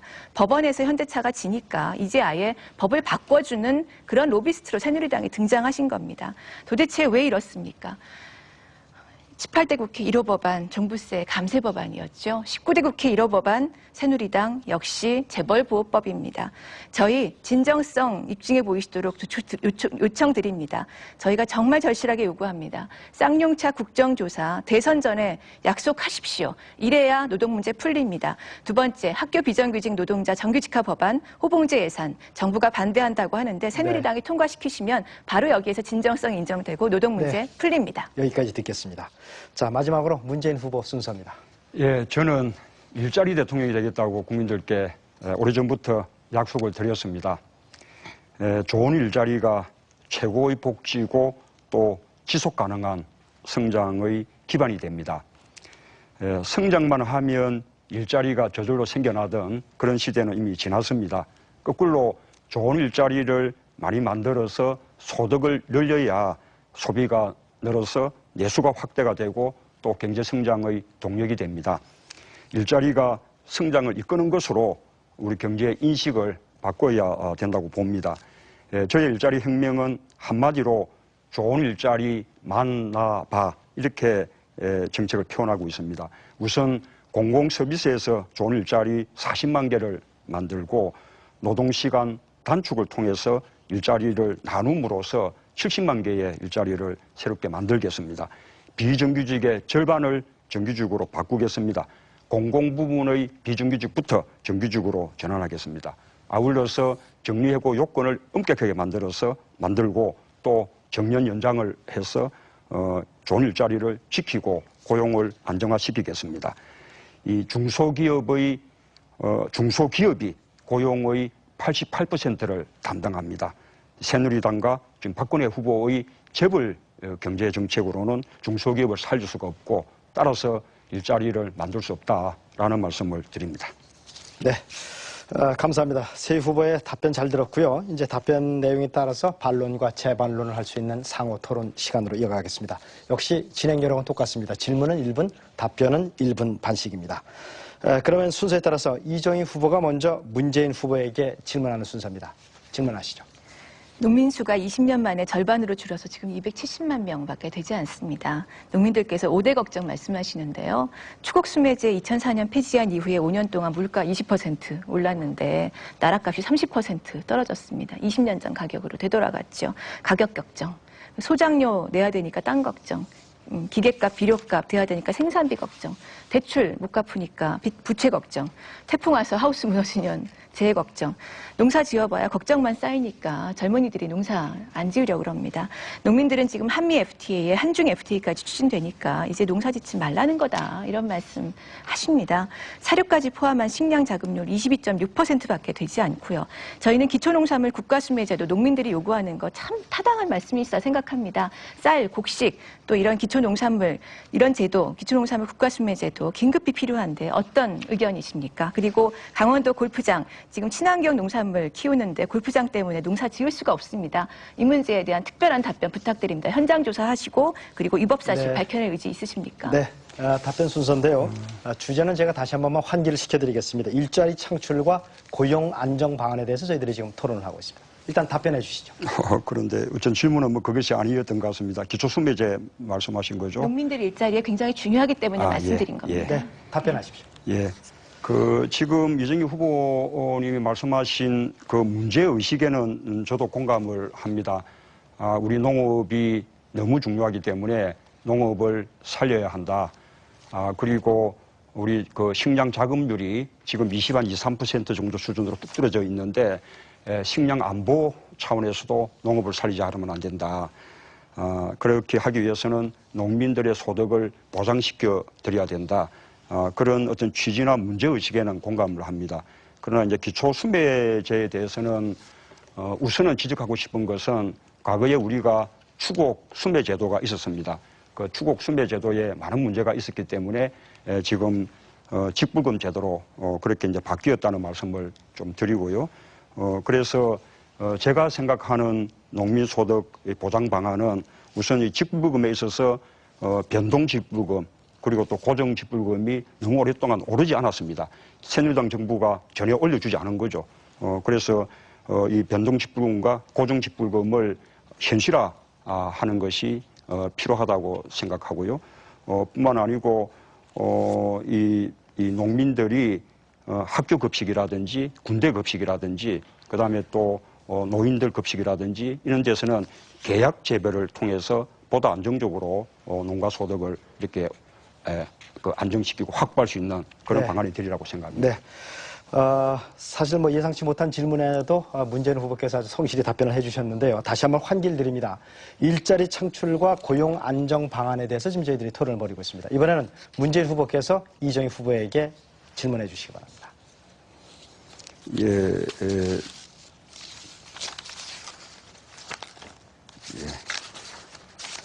잠시만요. 우리가 이 고용 문제를 이렇게 해결해야 되지만 어느 하나도 정부가 일방적으로 밀어붙여서 해결할 수 있는 것은 없다고 생각을 합니다. 아까 이 새로운 일자리를 많이 만들어내는 것도 그렇고 노동 시간을 단축해서 또 그것을 통해서 일자리를 늘리는 것도 그렇고 그다음에 비정규직을 정규직으로 전환하는 것도 그렇고 그리고 지금 최저임금이 너무 낮은데 이 최저임금이 실질 생계 임금이 되도록 이렇게 높여주는 것도 그렇고 이 모든 일들이 어떤 사회적인 대타협을 통해서 이렇게 추진되지 않으면 또 많은 갈등들이 생겨날 수 있다고 생각하거든요. 이런 고용 문제 해결을 위한 일자리 문제 해결을 위한 어떤 사회적인 대타협 방안에 대해서 갖고 계신지 묻고 싶습니다. 네. 이 후보 말씀하시죠. 노동자들의 말씀을 정말 귀 기울여서 듣고 그리고 노동자들한테 당신도 양보해라 제발 이 말씀을 안 하시는 것이 저는 해법이라고 생각합니다. 왜냐하면 지난 그 87년 6월 항쟁 이후에 그 노동자들의 싸움 이후에 조금씩 노동 조건 조금씩 올라갔지만 한순간에 지금 무너졌습니다. 정리해고로 대기업 노동자들 빈곤층으로 지금 전락하는 게 현실 아닙니까? 그런데 늘 대타협을 말씀하시면 노동자들도 양보해야 된다. 이 말씀을 하시죠. 정말 노동자들이 정말 지금 상황에 고용 불안정이 정말 심각합니다. 이명박 대통령이 한미 FTA 미국에 의해서 통과시켜달라고 디트로이트의 GM 공장에 가서 미국 노동자들 앞에서 일자리 늘리겠다 이런 말씀을 하셨는데 정작 지금 한국 GM 군산 공장에서는 뭐 전북에 몇 개 안 되는 사실 군산의 이제 산업단지인데요. 군산 공장에는 앞으로 GM 본사에서 5년간 신규 차종 그 생산 물량 배정 안 될 거다 이런 얘기가 돌고 있습니다. 고용 불안정이 당장 늘 이분들한테는 오는 겁니다. 그리고 비정규직으로 급격하게 바뀌고 있지요. 이분들의 현실을 있는 그대로 받아들이시고 그리고 국민들께서 공감하실 수 있도록 정부에서 힘을 실어주시고 노동자들 지난 참여정부 시절에 있었던 것처럼 정리해고 안 당하고 손해배상 가압류 안 당하고 그래서 쌍용자동차 노동자들 지금 200억 원 손해배상 당한 거 털어낼 수 있게 해주시는 것 그것이 바로 사회적인 대화로 해결할 수 있는 문제를 해결해 나가는 가장 중요한 방법이라고 저는 생각합니다. 네, 문재인 후보와 이정희 후보 간의 상호 토론 들었고요. 이어서 문재인 후보와 박근혜 후보 간의 상호 토론 듣겠습니다. 이번에는 문재인 후보가 먼저 박근혜 후보에게 질문해 주시죠. 아까 이 박근혜 후보님의 답변 속에서 제가 질문을 이렇게 드리겠는데요. 우선은 이제 부자 감세 효과가 절반 이상이 이 중산층과 서민들에게 돌아갔다라고 이렇게 말씀을 하셨는데. 재벌 기업, 대기업에게 90% 이상 돌아갔다는 통계가 있습니다. 돌아가심을 한번 확인해 보시고 제 말이 사실이면 이 줄푸세 또 부자 감세 정책에 대한 생각을 한번 좀 바꾸시기를 이렇게 당부드리고요. 그리고 순환 출자 해소하게 되면 거기에 돈을 다 써서 일자리를 늘 수 없다 이렇게 말씀을 하셨는데 이 순환 출자를 해소하게 되면 이 재벌 기업이 다른 계열 기업에 대해서 갖고 있는 계열사 주식을 처분하는 것이거든요. 그러면 그 기업에는 그만한 돈이 들어오기 때문에 그 돈을 투자로 이렇게 활용할 수가 있고 그것을 통해서 일자리를 더 늘릴 수가 있는 것이죠. 부담이 느는 것은 재벌 총수 아니겠습니까? 네. 재벌 총수의 부담과 이 기업의 그 부담을 구분하셔야 될 것 같습니다. 네, 여기까지 듣고요. 자, 예. 박근혜 후보께서 여기에 대한 답변을 해주시기 바랍니다. 그 결국은 앞으로 신규는 이제 분명히 그 순환 그 출자를 막겠다 이렇게 그 결정을 했습니다. 근데 기존 것을 이제 그 어쨌든 뭐 1년 후고 2년 후고 그 다 해소를 하라 할 적에 그 지분을 계속 유지하기 위해서 그 어떤 더 그 건설적인데 써야 될 것을 갖다가 그 고리 끊는 데에 쓰게 될 거라는 게 이렇게 환히 보이는 거고 또 미래 성장 동력에 투자하는 것보다는 오히려 그것을 막는데 급급하고 또 그렇게 그 경영권이 이제 또 약해지게 되면은 외국 자본에도 그게 넘어갈 수가 있습니다, 사실은요. 그래서 그런 여러 가지를 생각할 때 더군다나 이렇게 경제가 어려운 상황에서 지금 기존에 이렇게 허용됐던 것을 이제 지금부터는 아닌 걸로다가 딱 그 끊는 이런 경제 정책은 더군다나 이렇게 어려운 시기에는 그 국민한테도 별로 도움이 안 된다. 국민들에게는 실제 어떤 일자리가 만들어지고 가뜩이나 우리 그 성장 잠재력도 자꾸 떨어지고 있는데 그런 쪽에 많이 투자하도록 하는 것이 저는 더 실질적인 도움이 된다 이렇게 생각을 하고 있습니다. 네, 여기까지 답변을 들었고요. 이번에는 그러면 박근혜 후보께서 문재인 후보에게 질문을 해주시는 순서입니다. 이제 문 후보께서 비정규직을 절반으로 줄이겠다는 공약을 내세우셨습니다. 다시 한번 말씀해 주세요. 비정규직을 절반으로 줄이겠다. 근데 이제 저도 이 비정규직 문제 해결을 시급한 과제로 생각하고 또 정규직으로 전환하기 위한 여러 정책을 내놨습니다. 그런데 문 후보께서 이 비정규직을 절반으로 줄이겠다 하는 거는 좀 현실하고 동떨어진 면이 있지 않나 이런 생각이 듭니다. 이것을 절반으로 줄이려면 기업들한테 강력하게 규제를 해야 되는데 기업 입장에서 볼 때는 비용 부담 때문에 신규 채용을 줄이거나 영세 기업은 아예 문을 닫아버릴 수 있고 또 직원을 오히려 내보낼 수도 있습니다. 그러니까 일자리를 늘리겠다는 정책이 결과적으로는 오히려 일자리를 줄이는 결과를 가져올 수가 있다는 생각입니다. 그리고 지금 비정규직 한 600만으로 보는데 그 절반이면 한 300만 아니겠습니까? 그러면 이 300만 정도 되는 이 비정규직을 어떻게 그 전환을 하실 건지 좀 구체적으로 설명해 주시기 바랍니다. 문재인 후보 답변하시죠. 이 비정규직을 대폭 줄이겠다는 것은 저는 뭐 박근혜 후보님께서도 공약을 하신 것으로 그렇게 기억을 하는데요. 그러면 박근혜 후보님은 그 대폭 줄이겠다는 게 그 대폭이 얼마인지 제가 되묻고 싶고요. 지금 우리 비정규직 비율이 이 OECD 국가 평균에 비해서 턱없이 높다는 것은 잘 알고 계실 거라고 생각합니다. 그것을 줄여나가는 것은 우리가 경제 민주화를 위해서나 고용 안정을 위해서나 꼭 필요한 일이죠. 어떻게 하면 절반으로 줄 수 있느냐, 규제가 아니냐, 저는 그렇게 생각하지 않습니다. 우선은 공공 부분부터 비정규직을 정규직으로 전환해 나가겠습니다. 적어도 공공 부분에서 상시적으로 필요한 일자리인 경우에는 이 비정규직을 정규직으로 전환시킨다면 그렇게 늘어나는 줄일 수 있는 비정규직 수가 적어도 한 20만 명은 되리라고 생각합니다. 기업의 경우에는 규제하는 것이 아니라 지원해 주는 것이죠. 그렇게 정규직으로 전환하는 것에 대해서는 국가가 고용지원금을 그렇게 지급하고 또 정규직으로 전환하는 실적에 따라서 정부 조달이라든지 그다음에 또 법인세 이런 혜택이라든지 이런 데서 가점을 준다면 기업들을 그 비정규직을 정규직으로 전환하도록 그렇게 유도해 낼 수 있다고 그렇게 생각을 합니다.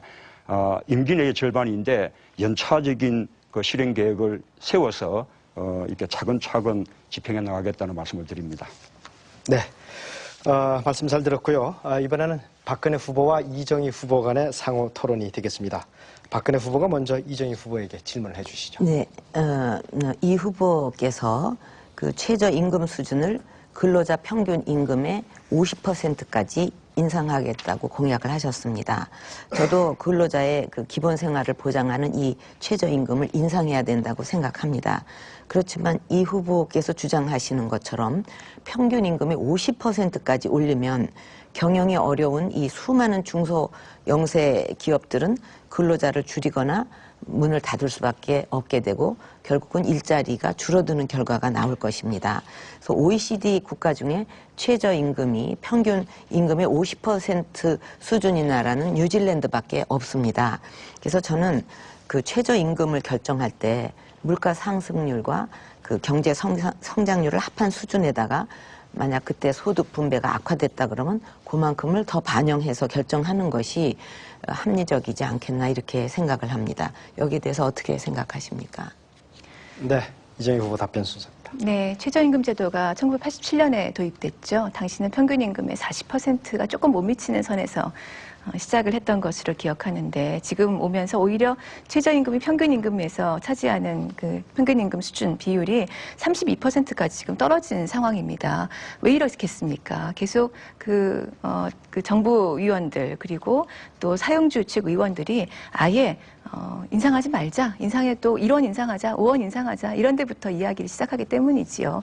최저임금이 물가보다 많이 올라야 서민들 위기가 실제로 극복됩니다. 그리고 OECD 전체 나라들 가운데 최저임금 수준이 지금 저희가 멕시코 빼면은 제일 낮은 수준입니다. 많이 올려야 된다는 것이고요. 지금 그 작은 영세업체들의 경영이 어려울 수 있다 말씀하셨는데 제가 아까 문재인 후보님과 토론할 때 드렸던 말씀을 아마 좀 잘 못 들으셨던 것 같은데 영세업체들에게는 오히려 부가세를 지금 큰 부담이 되는데요. 지금 원재료 매입비만 지금 빼주고 있는데 여기서 임금 고용분도 공제를 해드리는 겁니다. 그러면 이분들도 공제를 받으려면 제대로 신고를 잘 해야 되죠. 신고를 잘 하려면 아까 제가 대구에 무슨 아르바이트생 말씀드렸지만 최저임금도 안 내잖아요. 노동자의 10%가 최저임금도 못 받거든요.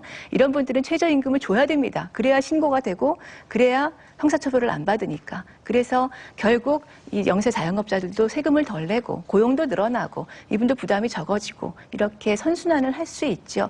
가장 중요하기는 대기업의 이 골목 상권들을 네. 장악하는 것이 없어져야 네. 영세 상인들이 함께 살아납니다. 답변 여기까지 듣고요. 예, 자 이정희 후보가 이번에는 이제 박근혜 후보에게 질문하는 차례입니다. 네.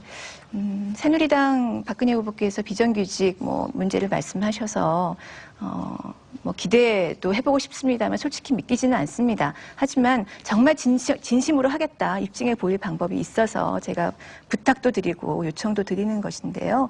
공공부문부터 정규직으로 바꾸겠다 이런 말씀을 하셨잖아요. 그래서 가장 대표적인 그 공공부문 비정규직 노동자들이 학교 비정규직 노동자들입니다.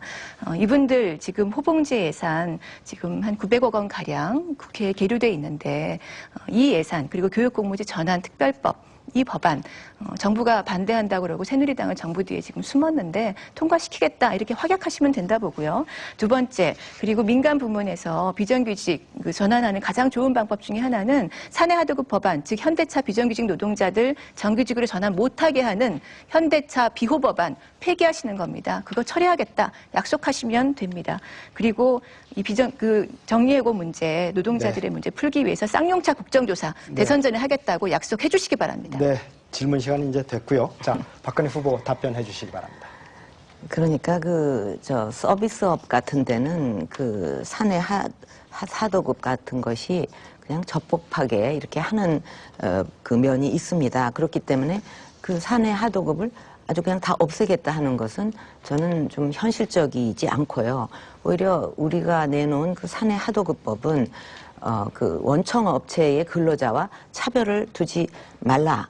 그리고 또 그 사내 그 도급 업체가 바뀌게 될 적에는 고용 승계라든가 이런 거로 해서 자리를 불안하지 않게 하라는 거, 이런 법들이 확실하게 지켜진다면 오히려 이것이 더 사내 하도급 근로자들에게 현실적인 도움을 주는 거지. 예를 들면 서비스업 같은 데는 그런 도급이 가능한데 아무런 다른 보호 장치가 없이 그냥 사내 하도급 없애라 그러면 이 사내 하도급 근로자들을 실제 어떻게 지금 도움을 파견법이 주겠습니까? 있습니다. 파견법으로 예. 얼마든지 규제가 가능하고요. 네. 예. 이정희 네. 후보님 지금 발언 순서가 아니고 박근혜 후보님 발언 순서입니다. 그리고 그 비정규직 문제는 저는 그 공공 부분부터 물론 그 솔선수범을 하게 되면 이게 민간에도 영향을 미치고요.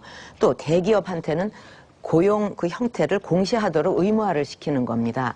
그러면 뭐 파견 근로자가 어떻고 이렇게 하다 보면 자연히 거기에 대해서도 어떤 책임감을 느끼게 되고, 그다음에 우선 그 차별을 해소하게 되면 굳이 상시적인 일에 비정규직을 고용할 필요가 없어지는 게 됩니다. 그게 확실한 비정규직 네. 해소법이다. 저는 이렇게 생각을 여기까지 합니다. 듣겠습니다. 예. 네, 서로 상대방 후보의 말씀을 듣다 보면은 사실은 반박하고 싶으실 때가 많으실 겁니다. 하지만 순서를 꼭 좀 지켜주시고 혹시 그 순서가 아니면 다음 순서에 얼마든지 또 기회가 있으니까 메모를 하셨다가 그때 말씀을 좀 해주시기 바랍니다.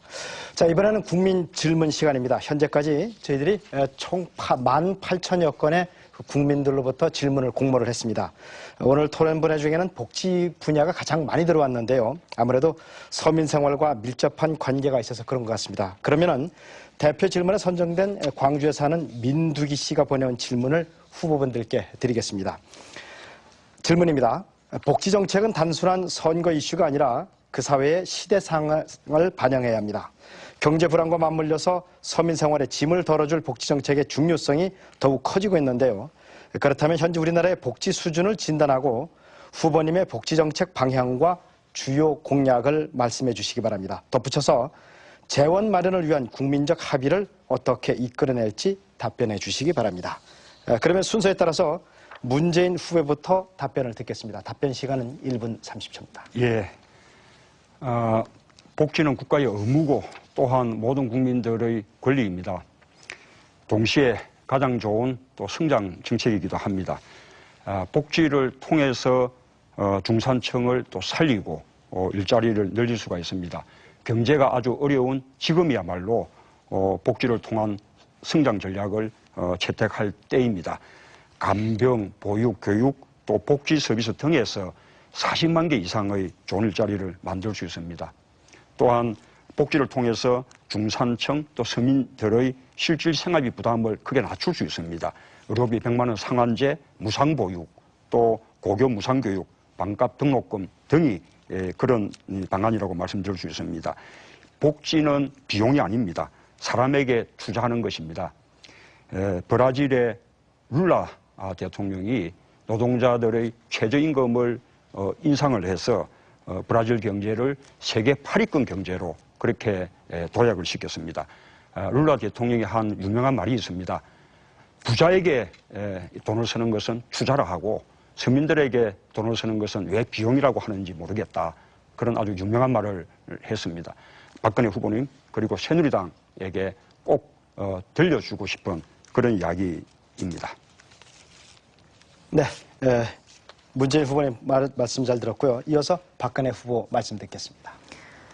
저는 그 한국형 복지 모델로 생애 주기별 맞춤형 복지를 추진하겠다는 생각으로 사회보장기본법 전부 개정안까지 그 발의를 했습니다. 거기에 자세한 내용들이 있는데 무엇보다도 이런 것을 다 우리가 실천하려면 재원 조달을 어떻게 해야 되느냐 하는 것이 핵심이 된다고 하겠습니다. 그래서 저는 그 일관성 있는 복지 정책을 위해서 처음에 이 설계를 잘해야 된다. 재정 건전성을 뛰어넘는 그 복지 포퓰리즘은 두고두고 후세에 짐이 된다고 생각을 합니다.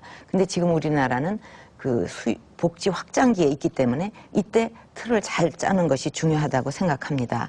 그래서 이 재원과 관련해서는 후대에 빚을 떠넘기거나 또는 국민들 부담을 늘리기 전에 먼저 정부가 예산을 비효율적인 부분은 줄이고 또 나라 살림을 투명하게 먼저 꾸려가는 것이 우선이라고 생각을 합니다.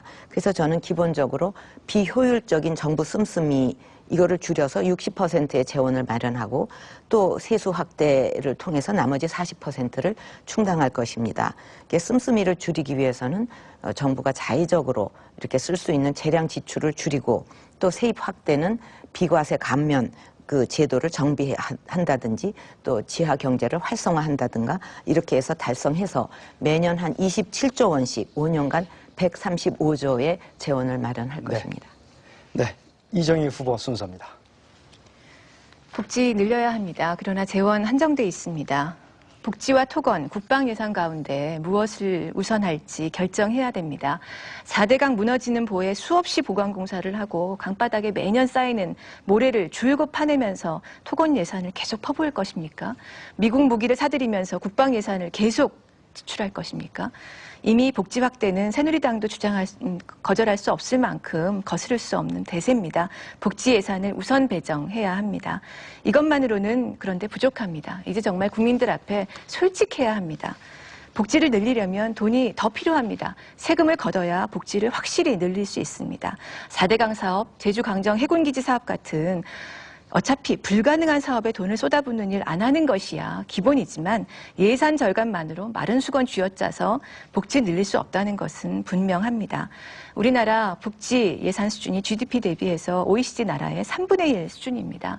다음 10년 이내에 OECD 평균 수준까지는 가야 하지 않겠습니까? 어디서 돈을 마련하겠습니까?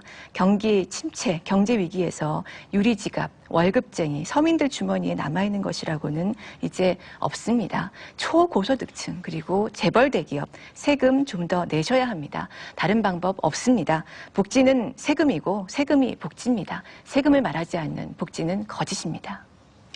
네, 새 후보들의 말씀 잘 들었고요. 자, 그러면 복지정책 실현 방안에 대해서 이번에는 자유 토론을 해보도록 하겠습니다. 두 후보 간, 제가 지정해드리는 두 후보 간의 자유 토론인데요. 한 분당 발언은 3분씩입니다. 단, 첫 발언을 하시는 분은 처음에는 1분간만 발언을 해주십시오. 그리고 3분간인데 한꺼번에 3분을 다 쓰지 마시고 적당히 나눠서 쓰시는 것이 훨씬 더 효과적이라는 말씀을 드리겠습니다. 자, 그러면 순서에 따라서 박근혜 후보와 문재인 후보 간 자유 토론을 시작하겠습니다. 복지정책 실현 방안에 관한 것입니다. 먼저 박근혜 후보가 발언해 주시는데 첫 발언은 1분간만 해주시기 바랍니다. 예, 이제 국민들의 그 의료비 걱정을 덜어드리는 것이 시급한 과제인데 핵심은 재정이 허용되는 범위 안에서 건강보험 보장률을 이제 최대한 높이는 거라고 생각합니다. 그래서 제 경우는 한번 병에 걸리면 가게까지 다 휘청거리는 암이나 뭐 중풍이나 이런 4대 중증 질환에 대해서는 100% 국가가 책임을 지고 또 재정 상황을 봐가면서 단계적으로 의료복지를 확대해야 된다고 생각합니다. 근데 문 후보께서는 입원과 외래 이것을 다 포함해서 전체 진료비의 90% 보장을 약속하셨습니다. 그러려면 연간 한 14조 내지 20조 원의 보험료를 조달을 해야 되는데 결국은 지금의 그 건강보험료를 지금의 2배 정도 올려야 된다는 얘기가 됩니다. 이거는 그 서민들에게 보험료 폭탄이 되는데 이렇게 하셔도 되시겠습니까? 우선 먼저 하나 여쭤보겠는데요. 아까 4대 중증 질환에 대해서 국가가 다 책임지겠다라고 건강보험이 하셨는데 예, 100% 보장. 4대 중증 질환이 무엇입니까? 그러니까는 그 심장병, 암, 또 희귀 난치성 병, 중풍 이게 4가지입니다. 지금 우리 박 후보님의 공약에 의하면 심장 질환은 국가가 책임지고 간 질환은 아닌 것이거든요. 책임지지 않는 것이거든요. 그것이 합리적인 구별입니까? 지금 그 가장 그 국민들이 이런 그 중증으로 인해 가지고 그 가정 파탄까지 나는 그런 중증들을 먼저 그런 것부터 우리가 건강보험에서 100% 보장을 함으로써 그런 중병을 알아도 병원도 못 가고 치료를 못 받는 이런 그 국민들이 없도록 해야 되겠다. 그렇게 시작을 하는 겁니다. 지금 해마다 500만 원 이상 의료비를 지금 자부담하고 있는 환자 수가 350만 명쯤 됩니다. 천만 원 넘게 부담하는 환자도 지금 100만 명쯤 되거든요. 그런데 박 의원님이 말씀하시는 4대 중증 질환에 해당하는 환자는 그 가운데 15%밖에 안 됩니다. 나머지 85%는 그 의료비 경감에서 제외되는 것 아닙니까? 예, 그래서 일단은 4대 중증부터 시작을 하겠습니다. 예. 그렇게 해서 점차 재정 형편을 봐가면서 그 보장성을 확대해 나가겠습니다. 아까 질문하신 것에 대해서 답하면요. 제가 외래, 입원 합쳐서 건강보험의 보장률을 90%로 올리겠다라고 한 것이 아닙니다. 잘 보시기 바랍니다. 지금 외래 환자의 건강보험 보장률은 지금 60% 정도인데 그것은 그대로 유지하고 지금 입원 환자의 건강보험 보장률부터 90%로 올리겠다는 겁니다. 그러면 전체 환자에 대한 건강보험 보장률은 75% 정도 됩니다. 지금 OECD 평균 건강보험 보장률이 85%쯤 되거든요. 아직도 많이 부족한 것이죠. 어떻게 생각하십니까? 지금 그런 말씀을 하시기 전에 그 문 후보님이 또 그 얘기하신 그 뭐 선택 진료비라든가 뭐 상급 병실료, 간병비 이런 거를 다 건강보험 안에서 해결하겠다. 이렇게 하셨는데 그런 것이 건강보험에 적용이 된다 그러면 이 3대 비급여 진료비가 얼마나 되는지 아십니까? 지금 그 간병비가 무엇보다 지금 큰 부담이고 이게 건강보험의 대상이 되지 않고 있는데 예, 이 비급여죠. 간병비도 건강보험에서 급여하겠다라는 것은 박근혜 후보님은 공약하지 않으셨나요? 예, 이거는 아닌데 이 3대 비급여를 급여로 하기 위해서는 계산을 해보니까 한 5.8조 정도가 필요합니다. 이게 상당히 큰 금액인데 그 임기 내에 어느 정도까지 어떻게 이거를 그 해결하시겠다는 건지 그 공약집에는 그 구체적인 내용은 없거든요. 상급 병실료도 그렇고요. 네. 방금 아까 건강보험 전체의 보장률을 지금 90%로 올린다는 전제하에 제 소요 재원을 말씀하신 거 아닙니까? 전제부터 지금 잘못되신 거죠.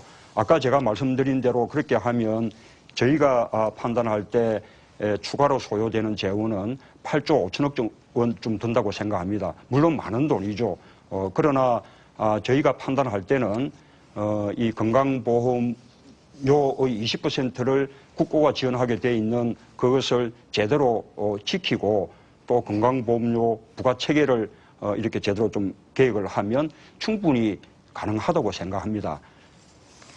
그러면 또 이제 우리 그 문 후보님이 그 기초 노령연금 올리겠다는 말씀도 하셨죠? 예. 예.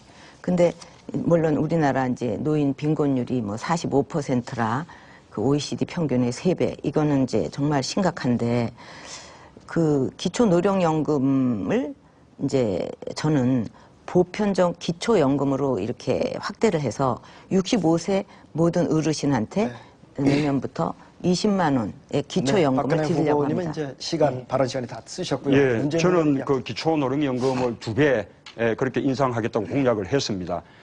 우리 박근혜 후보님께서도 이 노인연금, 기초연금을 20만 원 지급하겠다고 하지 않습니까? 기초노령연금에서 이렇게 기초연금으로 이름만 이렇게 바뀐 것이지 그 내용은 동일하지 않습니까? 그러니 그 형태가 아주 다릅니다. 소요재원 문제에서는 우리 박근혜 후보님이나 저와 아무런 차이가 없는 것이죠. 이건 연금 체계에 포함되는 거니까. 네, 여기까지 듣겠습니다. 두 후보님들 자유토론을 아주 잘 해주셨는데요. 이렇게 상호간에 활발하게 좀 왔다 갔다 하면서 질문과 답변 그리고 재질문 또 반박까지 해주시기 바랍니다. 자, 이번에는 이정희 후보와 박근혜 후보 간 자유토론을 하도록 하겠습니다. 이정희 후보가 먼저 발언을 시작해 주시는데 첫 발언은 가능한 1분을 넘지 않게 해주시기 바랍니다. 자, 시작하시죠. 복지를 늘리려면 세금을 더 내야 한다는 말을 정치인들은 잘 안 하려고 합니다. 국민들께서 증세를 싫어한다는 이유인데요. 그런데 조금만 더 들어보면 국민들께서 가장 싫어하시는 것은 불공평입니다. 나는 월급쟁이 유리지갑이라서 세금 다 냈는데 고위층은 세금 안 내고 비자금 만들고 검은 돈 상속시키는데 왜 그 고위층들한테서 세금 철저하게 걷지 않고 나보고 더 내라 하느냐 이런 말씀입니다. 고위층부터 세금을 제대로 내는 것이 적극적인 복지 확대를 위해서 정말 중요하다고 보는데요. 지난 토론에서 박 후보께서 전두환 정권으로부터 6억 원을 받았다고 시인을 하셨는데 비자금 아닙니까? 전형적인 지하경제죠. 서민들은 로또 3등 150만 원만 당첨이 돼도 소득세, 주민세 다 냅니다. 박근혜 후보는 당시에 음마 아파트 30채 값 지금 시가로 300억 원인데 받으면서 그때 상속세든 증여세든 내셨습니까? 지금 이제 이정희 후보께서 똑같은 질문을 이제 또 하고 계십니다. 지난번에 이 문제는 제가 질문하실 세금 냈는지는 안 네. 여쭤봤습니다. 지금 새로운 질문입니다. 이제 거기에 대해서는 제가 이미 답을 드렸고 또 저는 뭐 그 한번 한 약속은 또 꼭 지키니까 답은 이미 드렸는데 아니요, 세금을 그건 내셨는지를 어쨌든 여쭤보는 과거의 건데요. 일이고 지금 우리 이정희 후보께서는 좀 현실적인 바로 앞에 코앞에 닥친 일부터 좀 답을 하시고 해결을 하셔야 될 거라고 생각을 합니다.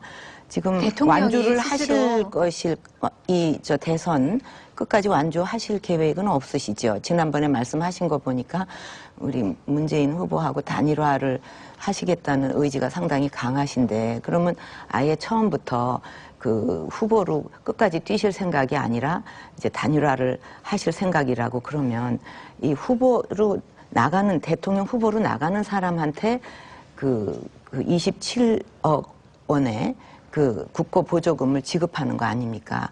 근데 중간에서 처음부터 끝까지 나가실 생각도 없으면서 27억을 받으시고 이게 그래서 국회에서 한참 논란이 됐던 먹튀법에 해당이 되는 거예요.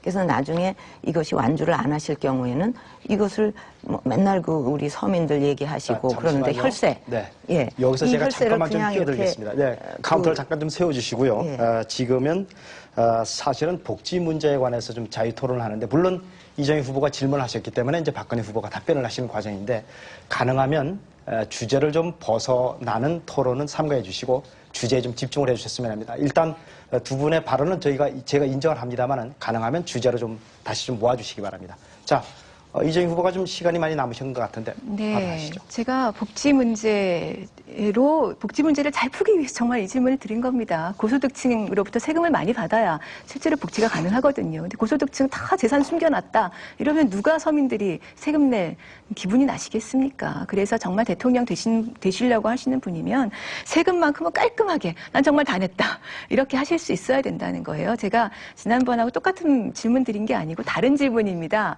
정확히 기억하셔야 되는데 그때는 사회 환원 약속하셨고 저는 세금 내셨냐 이걸 여쭤본 건데 전파 낭비는 지금 박근혜 후보께서 하신 거죠. 그때 제가 분명히 말씀드렸잖아요. 기억하시면 된다. 박근혜 후보 떨어뜨리러 나왔다. 떨어뜨릴 거다. 이렇게 말씀드렸습니다. 네, 전파 낭비를 하신 거는 거예요? 굉장히 중요한 문제라고 그거는 생각하고요. 지금 바로 코앞에 그것만 닥친 기억하십시오. 문제입니다. 네. 그리고 저도 자, 질문 좀 드리죠. 아니, 제가 그러면요. 이거 좀 답을 안 하셨기 때문에 이거 혼자 세금 문제 질문하시면 안 다시 되고. 되고 상호 왔다 갔다 그러니까 하시면서 예, 발언하시면 저도 또 됩니다. 질문을 좀 드려야 될 것 같은데 제가 이제 공약을 발표할 때 재원 조달 방안을 함께 검토해서 이제 실현 가능성이 없는 공약은 아예 뺐어요. 근데 이 후보께서는 이제 모든 병원비에 건강보험을 적용해서 전체 진료비의 10%만 내도록 하고 또 1년 동안 병원에 내는 금액 100만 원으로 제한하고 뭐 간병 서비스도 보험 적용을 하는 등 결국은 이제 무상 의료를 추진하겠다는 공약을 하셨습니다.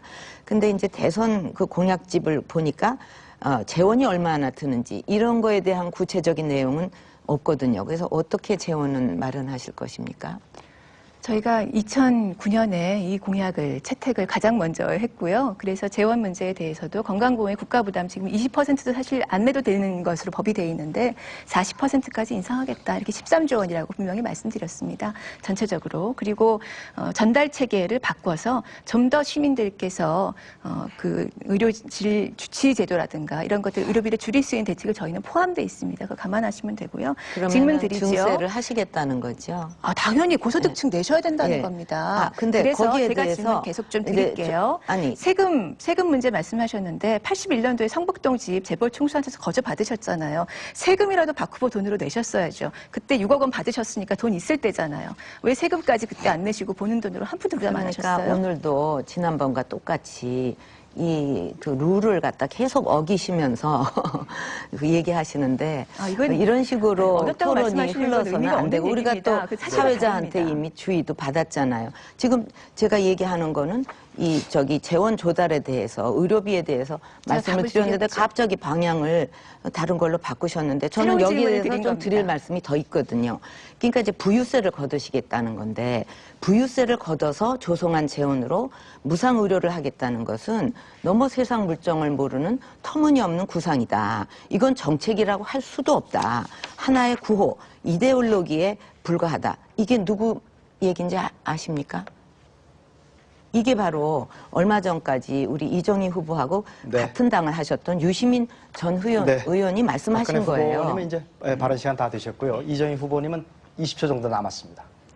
대통령이 세금 내지 않으면서 세금 국민들에게 내달라고 요청드릴 수 없는 겁니다. 고소득층 증세는 당연히 돼야 되는 거고 무상의료 방향으로 계속 가고 있지 않습니까?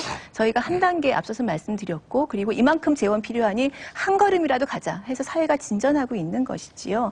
대통령께서 대통령이 되겠다고 하시는 분들께서 고위층이 계속 여기까지 비자금 듣겠습니다. 계속 놔두면 더 이상 국민들이 제가 세금 못 냅니다. 지금까지는 사실 대통령 후보들을 모셨기 때문에 발언을 정확하게 자르지 않고 조금씩 한 5초 정도 여유를 뒀는데 지금부터는 제가 좀 엄격하게 정확하게 발언 시간을 자르겠습니다. 그리고 가능하면 한정된 주제 내에서만 토론해 주실 것을 다시 한번 부탁드리겠습니다. 자, 마지막으로 문재인 후보와 이정희 후보 간 자유토론 시작해 주시죠. 먼저 문재인 후보가 발언 시작하시겠습니다. 예, 이정희 후보님 지금 아까 제가 사회적 대타협에 대해서 노동자들에게 고통을 전가하는 것이다라는 지금 이제 그 인식을 보여주셨거든요. 조금 유감스럽습니다. 아마 국민의 정부 때 노사정위원회를 통해서 정리해고제를 도입한 그 상처 때문에 그렇게 생각하는 게 아닌가 싶은데요. 저는 그런 취지가 아니라 노동자들의 임금 감소 없이 일자리를 늘리려면 이 사회적 대타협이 필요하지 않을까 그런 취지입니다. 제 취지가 그렇다면 아까 다시 좀 생각해 볼 수 없을까라는 말씀을 드리고요. 지금 이제 공약이 국공립 어린이집을 50%까지 확충하겠다라는 이제 공약입니다. 현실적으로 가능한가라는 질문을 드리고 싶습니다. 지금 국공립 어린이집 그 대기자가 18만 명쯤이나 된다고 합니다. 이 교육의 질도 높고 그리고 또 이 민간 사립 어린이집의 경우에는 뭐 특수활동비라든지 뭐 캠프비라든지 이런 명목으로 무상보육이라 해도 실제로 부담을 더 많이 시키고 있기 때문에 그렇지 않은가 생각하는데 이 후보님 답변을 좀 들으시고 좀 계속 넘었네요. 토론하시죠. 예, 네. 부탁합니다. 예. 일자리를 늘려나가는 과정에서 대화로 합리적으로 토론이 된다면 당연히 그 합의가 가능하지 않겠습니까? 그런데 그 과정에서 지금 기업들은 대체로 노동자의 양보를 내세웠고 정부가 책임 있는 대화를 중재하는 역할 그리고 노동자들이 일방적으로 양보를 강요당하지 않으면서 합의를 이끌어낼 수 있는 역할을 사실 지난 참여정부 기간 동안 그렇게 제대로 됐던 것은 저는 아니었다고 생각해요. 그래서 가장 핵심적인 것이 노동자들이 그 손해배상 가압류에 시달린 것이죠. 파업 한 번 하고 나면 가재도구 압류되는 일까지 사실 재능 교육에서는 있었고요. 희망버스 많이들 기억하시지만 그 한진중공업의 그 85 크레인에 2003년에 김주인 여사께서 올라가셔서 계시다가 스스로 목을 매서 돌아가신 거 아닙니까? 노동자들 손배가 압류 때문에 그랬습니다. 그 고통이 정말 큽니다. 그래서 그런 일은 앞으로 만약에 대통령이 되신다면 이제 없을 것이다. 노동자들에 대해서는 그런 진심이 전달되는 것이 먼저겠지요. 예. 국공립 어린이집 문제도 말씀드릴까요? 예, 국공립 어린이집 문제는 이것은 이제 보육교사들의 처우하고도 상당히 굉장히 관련이 있습니다. 민간 어린이집에서 보육교사들이 매우 낮은 임금 수준에 있고 또 장시간 노동에 시달립니다. 그런데 늘 사람을 만나는 그 서비스는 결국 이 서비스를 제공하는 사람이 얼마나 질 좋은 노동을 하는가에 따라서 달라지게 되지요. 그래서 민간 어린이집의 보육교사들이 좀 더 국공립 어린이집처럼 조금 더 안정되게, 그리고 좀 그래도 조금 더 높은, 약간 뭐 높은 수준도 아닙니다만 어느 정도의 임금 수준에서 일할 수 있도록 국공립으로 변화시켜 나가는 노력들을 하겠다는 것이지요. 네. 예. 그래서 저도 국공립 어린이집을 늘려야 한다는 그 취지에는 또 방향에는 공감하고요. 네. 그래서 저는 현실적으로 이렇게 생각을 해서 이 전체 시설 그리고 이용 아동 수 면에서 지금의 2배로 이렇게 늘리겠다. 그러면 시설은 20%가 되고 이용 아동 기준은 40%가 되는 거죠. 그렇게 하려고 해도 1년에 한 1000개 내지는 1200개 정도 국공립 어린이집을 늘려나가야 됩니다. 그런데 지금 이정희 후보처럼 전체 보육시설의 50% 이상을 국공립 어린이집으로 하겠다 그러면 1년에 적어도 국공립 어린이집을 4000개씩 이렇게 지어나가야 되는 것이거든요. 현실성이 있다고 생각하십니까? 4대강 사업은 현실성이 있었습니까? 없었죠. 불가능한 일이 밀어붙인 거 아닙니까? 나쁜 일에 비교하려고 하는 것이 아니고요. 정책 의지가 중요하다는 겁니다. 즉 사회 서비스는 공공이 주도할 수 있도록 적극적으로 밀어붙이는 게 중요합니다. 노무현 대통령께서 사실 이런 평가를 하셨죠. 내가 왜 복지 예산을 이번에는 30%, 다음에는 40%, 그 다음에 50% 아예 이렇게 끌어올리지 못했을까 하는 후회를 뒤늦게 하신 것을 저는 책으로 봤는데 무엇보다 그 방향을 빨리 민간 위주에서 국공립 위주로 전환시켜 나가는 의지가 필요하고요. 그래서 그렇게 간다면 저희가 충분히 예산 투입하고 비중을 늘릴 수 있다고 보고 있습니다. 제가 질문 좀 드리지요. 아니요, 하나만 더 하면요. 제가 하는 걱정은 그것뿐만 아니고 지금 이제 아이들이 자꾸 이제 수가주로 나가니까 민간 어린이집의 경영이 어려운데 그렇게 급격하게 국공립집을 늘려나가면 민간 어린이집의 경영이 더 어려워질 또 가능성도 있는 것이거든요. 이렇게 너무 급격한 추진은 서로 다 어렵게 만들 수가 있다는 것입니다. 지금 저 국공립 어린이집에 그 6살 아이들 한 반에 40명씩 있는 경우도 있습니다. 현실을 다시 한번 파악하시길 바라고요. 네, 문재인 후보께서 참여정부 정치민주화에 힘을 쏟다 보니까 경제민주화 돌보지 못했다 이런 말씀하신 적이 있는데 시대의 한계에 갇혀 있었다고 생각합니다. 그런데 문제는 시대의 한계를 어떻게 벗어나실 수 있는가 하는 거죠. 그 의지, 결단 있어야 진정한 복지와 경제민주화를 이룰 수 있다고 생각하는데 그저 시대가 그랬다 이렇게 말씀하시지 마시고 어떻게 시대의 한계를 벗어나겠다 이걸 네. 말씀해 주시기 바랍니다. 이정희 후보는 네, 발언 시간 다 쓰셨습니다. 실제로 시대 정신이 달라졌죠. 참여정부 때는 경제민주화를 말하면 좌파 정부라고 비난받지 않았습니까? 주로 새누리당이 그렇게 노동자들이 비판을 희생해서 시대 정신이 많이 달라진 했죠. 겁니다. 그러나 지금은 87년 체제를 이제는 2013년 체제로 전환해야 된다. 노동자들이 죽어서 시대 정신이 라고 할 달라진 정도로 겁니다. 시대적 과제가 됐죠. 이제는 우리가 함께 낼 수 있습니다. 네, 자 여기서 끊겠습니다. 국민들의 토로 질문으로 이번 주제는 그 복지정책 실현 방안에 대해서 쭉 토론을 벌였는데요. 다음에 있을 3차 토론에서도 역시 국민들의 또 질문을 가지고 저희들이 토론을 하겠습니다. 국민 여러분들의 많은 관심과 또 질문, 성원을 부탁드리겠습니다. 어느덧 정해진 시간이 거의 다 된 것 같습니다. 하지만 후보들께서는 좀 미처 미진하게 제대로 이 부분은 발언하지 못했다 이런 부분들이 있을 겁니다. 그래서 마지막으로 오늘 토론에서 못다 하신 부분에 대해서 말씀이 있으면 마무리 발언으로 부탁을 드리겠습니다. 시간은 1분씩만 드리겠습니다. 먼저 이정희 후보부터 마무리 발언 듣겠습니다. 네, 국민 여러분 오늘 토론 많이 기대하셨을 텐데요. 후보들 간의 토론이 제대로 이어지지 못하고 잘리는 경우들을 좀 보셨을 것입니다. 좀 더 활발한 토론이 이루어지기를 바랍니다. 그리고 오늘 제가 농업 문제 말씀드렸습니다. 그러나 사회자도 또 질문을 받은 후보도 농업 문제가 주제가 아니다 이런 말씀 먼저 하시는데 농업이 그만큼 천시받고 있다는 겁니다. 농민들이 무시받고 있다는 겁니다. 정말 가슴이 아픕니다. 농업은 미래 산업이고 그리고 정말 식량 주권 위해서는 무엇보다 크게 성장해야 될 산업이지요. 그것에 대한 인식이 부족하다는 것이 너무나 가슴 아픕니다. 이번 토론에서 환경 문제가 빠졌습니다.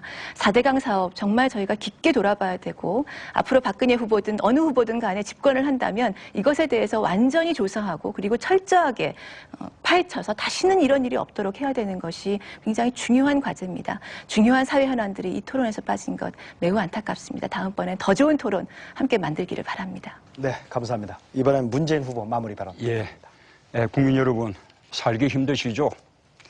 지난 5년 서민들은 뒷전이고 부자나 재벌 이익이 우선이었습니다. 새누리당 정부 4대강 공사에 22조 원 쏟아부었습니다. 5년 동안 부자 감세해준 돈이 100조 원입니다. 박근혜 후보는 그걸 법안 날치기 또 4년 내내 예산안 날치기로 거들었습니다. 그 돈이면 연봉 2천만 원짜리 일자리 600만 개 이상 만들 수 있습니다. 대학생 반값 등록금 25년 이상 할 수 있는 돈입니다. 중산층 서민들의 일자리와 복지를 해결할 수 있는 그 많은 돈을 재벌, 대기업, 부자들에게 퍼준 것입니다. 이런 정권 또 뽑으시겠습니까? 한 번 속지 두 번 속겠습니까? 민생이 새 정치입니다. 국민의 삶을 돌보지 못하는 그런 정권은 퇴장시켜야 합니다. 제가 민생을 살리겠습니다. 감사합니다. 자, 박근혜 후보 마무리 발언입니다. 예, 아까 토론 중에 좀 미진한 부분을 잠깐 말씀드리겠습니다. 아까 말씀드린 그 암을 비롯한 4대 중증 질환에 대해서 건강보험이 적용되는 진료비에 한해서 환자가 내는 진료비 부담을 경감해주는 제도가 운영되고 있습니다. 그렇기 때문에 이 4대 중증 질환 진료비는 전체 진료비의 5%밖에 되지 않고 따라서 부담하는 진료비가 500만 원이 넘는 그 환자 수가 적을 수밖에 없지만 그럼에도 불구하고 15%나 된다는 것은 이거는 적지 않은 숫자입니다. 끝으로 국민 여러분께 말씀드리겠습니다. 이제 선거가 9일 앞으로 다가왔습니다. 여러분 선택에 따라서 준비된 미래로 나갈 것이냐 아니면 실패한 과거로 돌아가느냐가 결정됩니다. 대한민국의 미래와 또 국민 여러분의 삶을 최우선 가치로 두고 선택해 주시기 바랍니다. 제가 대통령이 된다면 민생부터 살리겠습니다. 네. 그리고 다음 정부는 민생 정부를 감사합니다. 만들겠습니다. 네. 자, 이렇게 해서 세 후보자의 발언을 모두 다 잘 들었습니다. 자, 시청자 여러분들, 여러분들이 갖고 계신 채점표에는 어느 후보가 가장 높은 점수를 받으셨는지요? 각 후보들의 정책과 공약이 어떤 것이었는지 또 후보들 간에 어떤 차이가 있었는지 잘 살펴보셨을 줄로 믿습니다. 자, 긴 시간 활발한 토론에 임해주신 세 분 후보자 여러분께 감사를 드리고 또 끝까지 시청해주신 시청자 여러분께도 감사의 말씀을 올립니다. 제18대 대통령 선거 후보자 토론회 마지막 시간은 12월 16일 일요일 밤 8시에 계속되겠습니다. 국민 여러분들의 많은 시청과 관심을 계속해서 부탁드립니다. 자, 이상으로 중앙선거방송토론위원회가 주관한 제18대 대통령 후보자 토론회 2차 토론 순서를 여기서 모두 마치겠습니다. 시청자 여러분 감사합니다.